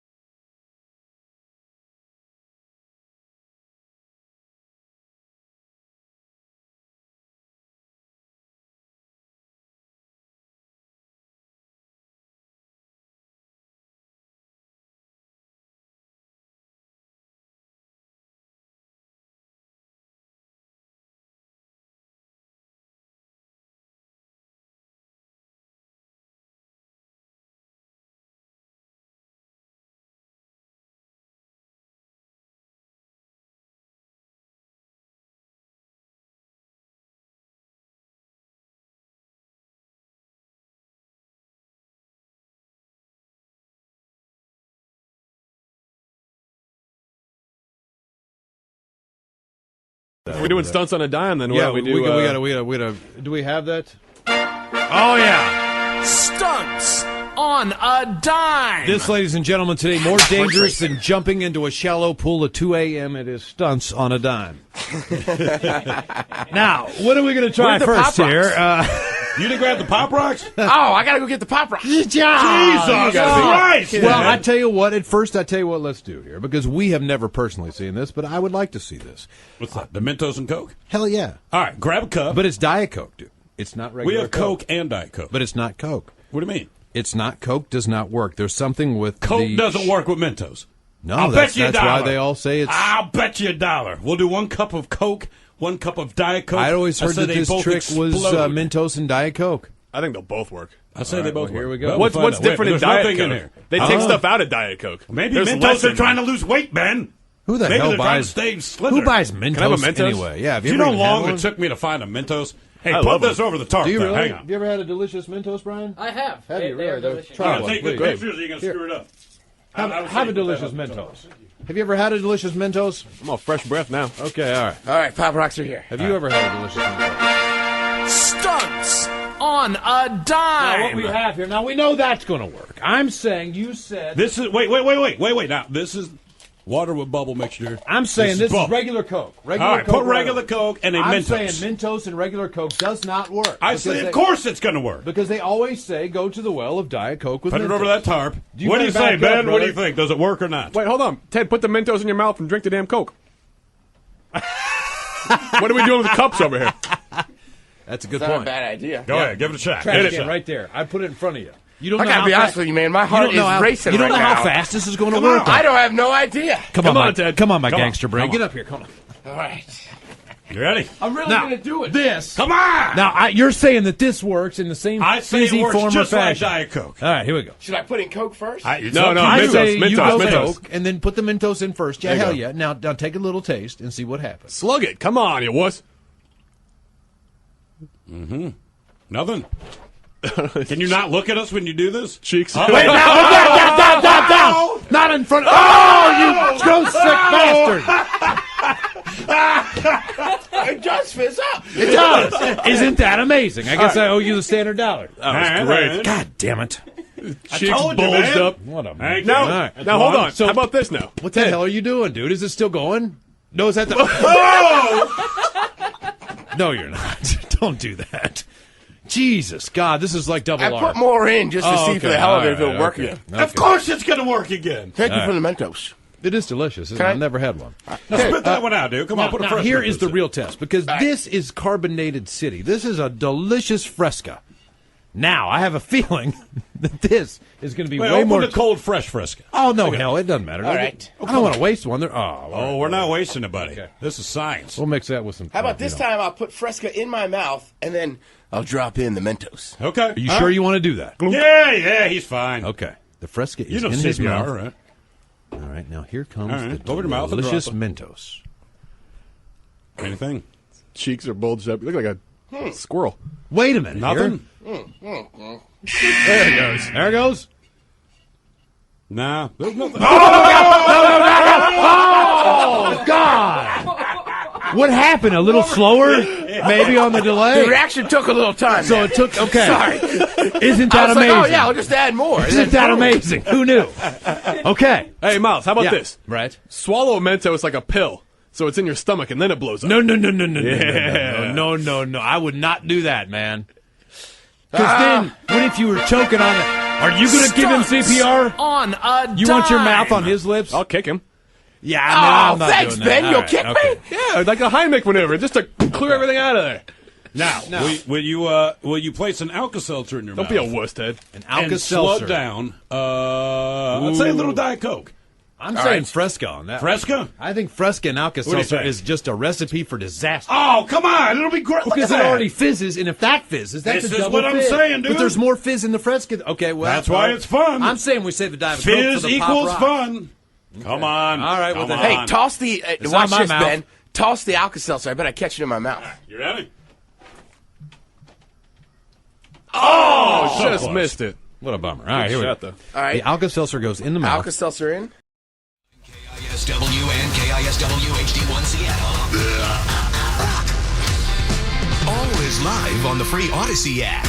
From the Pinky's Plumbing Studio, you're in the men's room. Text the guys at 206-803-ROCK. Wow, what a pleasure joining the studio by Steve's wife. Yeah! Yay! Yeah. How are you, man? You okay with all this? Wonderful. Yeah, I bet you are. Uh-huh. You've been a long listening time, hasn't it? today? On and off when I've been most of the time because I've been in the car. Have you remembered any of the memories that I brought forth today? All of them. I said, look, man, I wake up to her going, do you remember what happened? I go, nope. Do you regret any of this? Do you wish that somehow, you probably should not have met him? No. You sure? Say it with some confidence. Jesus. This has been the greatest thing in my life. I want to keep in mind, this is the woman that escorted me from downtown Baltimore after the riot police showed up. Oh, okay. yeah. My arm over her shoulder. I'm way too tall for that. And but got my friend. ass. And your friend, Dizzle. Who is She's taller too than good her? for you, man. I know that. Was that the night I know that Ted almost got in a fight with a wrestler, a midget wrestler? No. Oh, different night? Much different night. Okay, right, sorry. I almost killed He was Ted in aggressive. a car going down a wrong way street. That is correct. Don't open that beer in the back. Ted, don't open don't open the We door. were in the car. We were in Tacoma. Okay, no I'm not worries. getting pulled over. Me and Ted were really trying to be subtle, I think, a couple times in that car. Oh, Yeah, Lord. yeah, You yeah. guys, Well, here we are 20 years later, babe. You've been here for all of it. all of it. I love that you have horrible taste. I appreciate that deeply. Hey, I of love it. I taste. got your back. Speaking of taste, Oh, yeah. So here's the thing.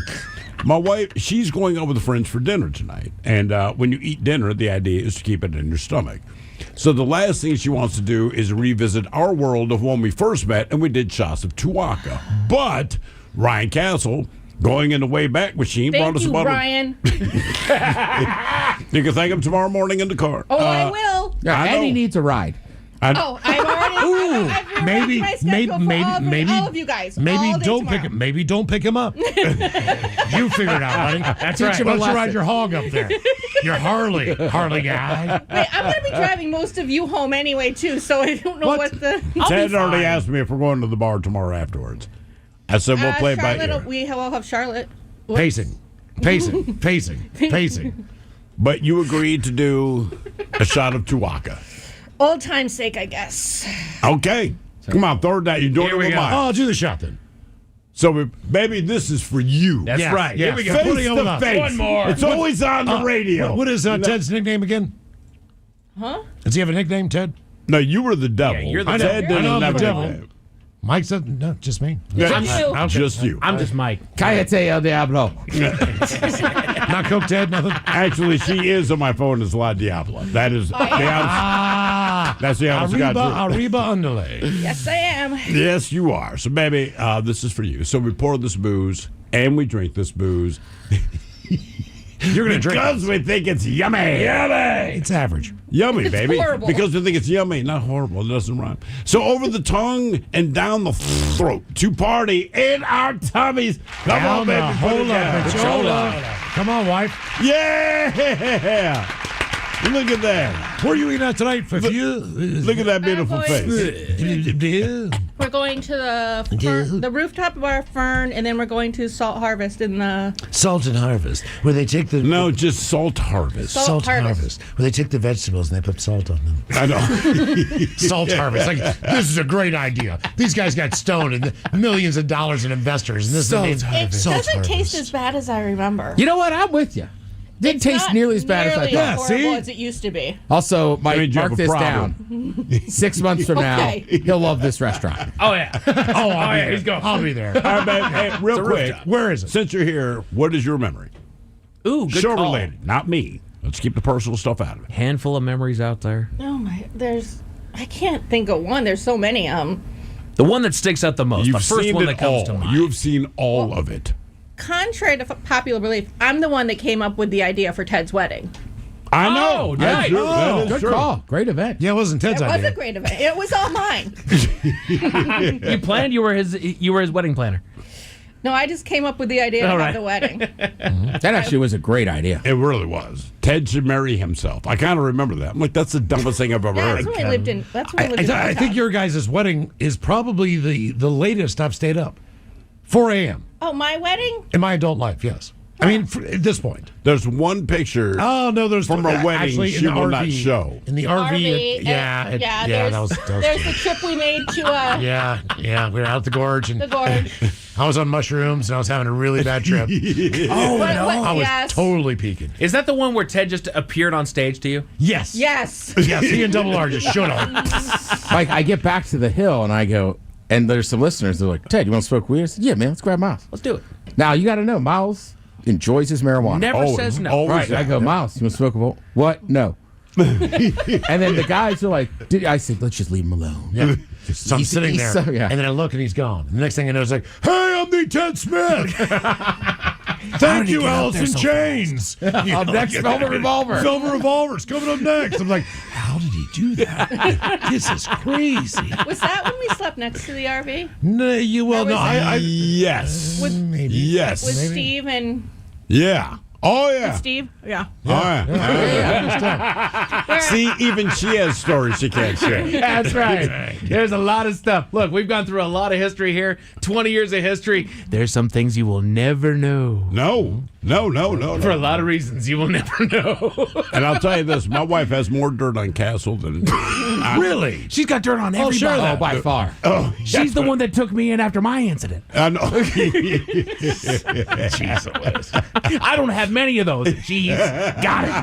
She's got dirt on everybody. Your guy's dog just going crazy. And Marshawn's like, I'm scared to go in there. And then just your children just don't know them. And then I was like, all right, I'm here. They were like, oh, all right. I was like, yeah, Mr. Mike's had a few beverages, boys. That was another brilliant. Poor children have seen and dealt with is pretty amazing. And I actually feel bad. I feel bad as a father. I do.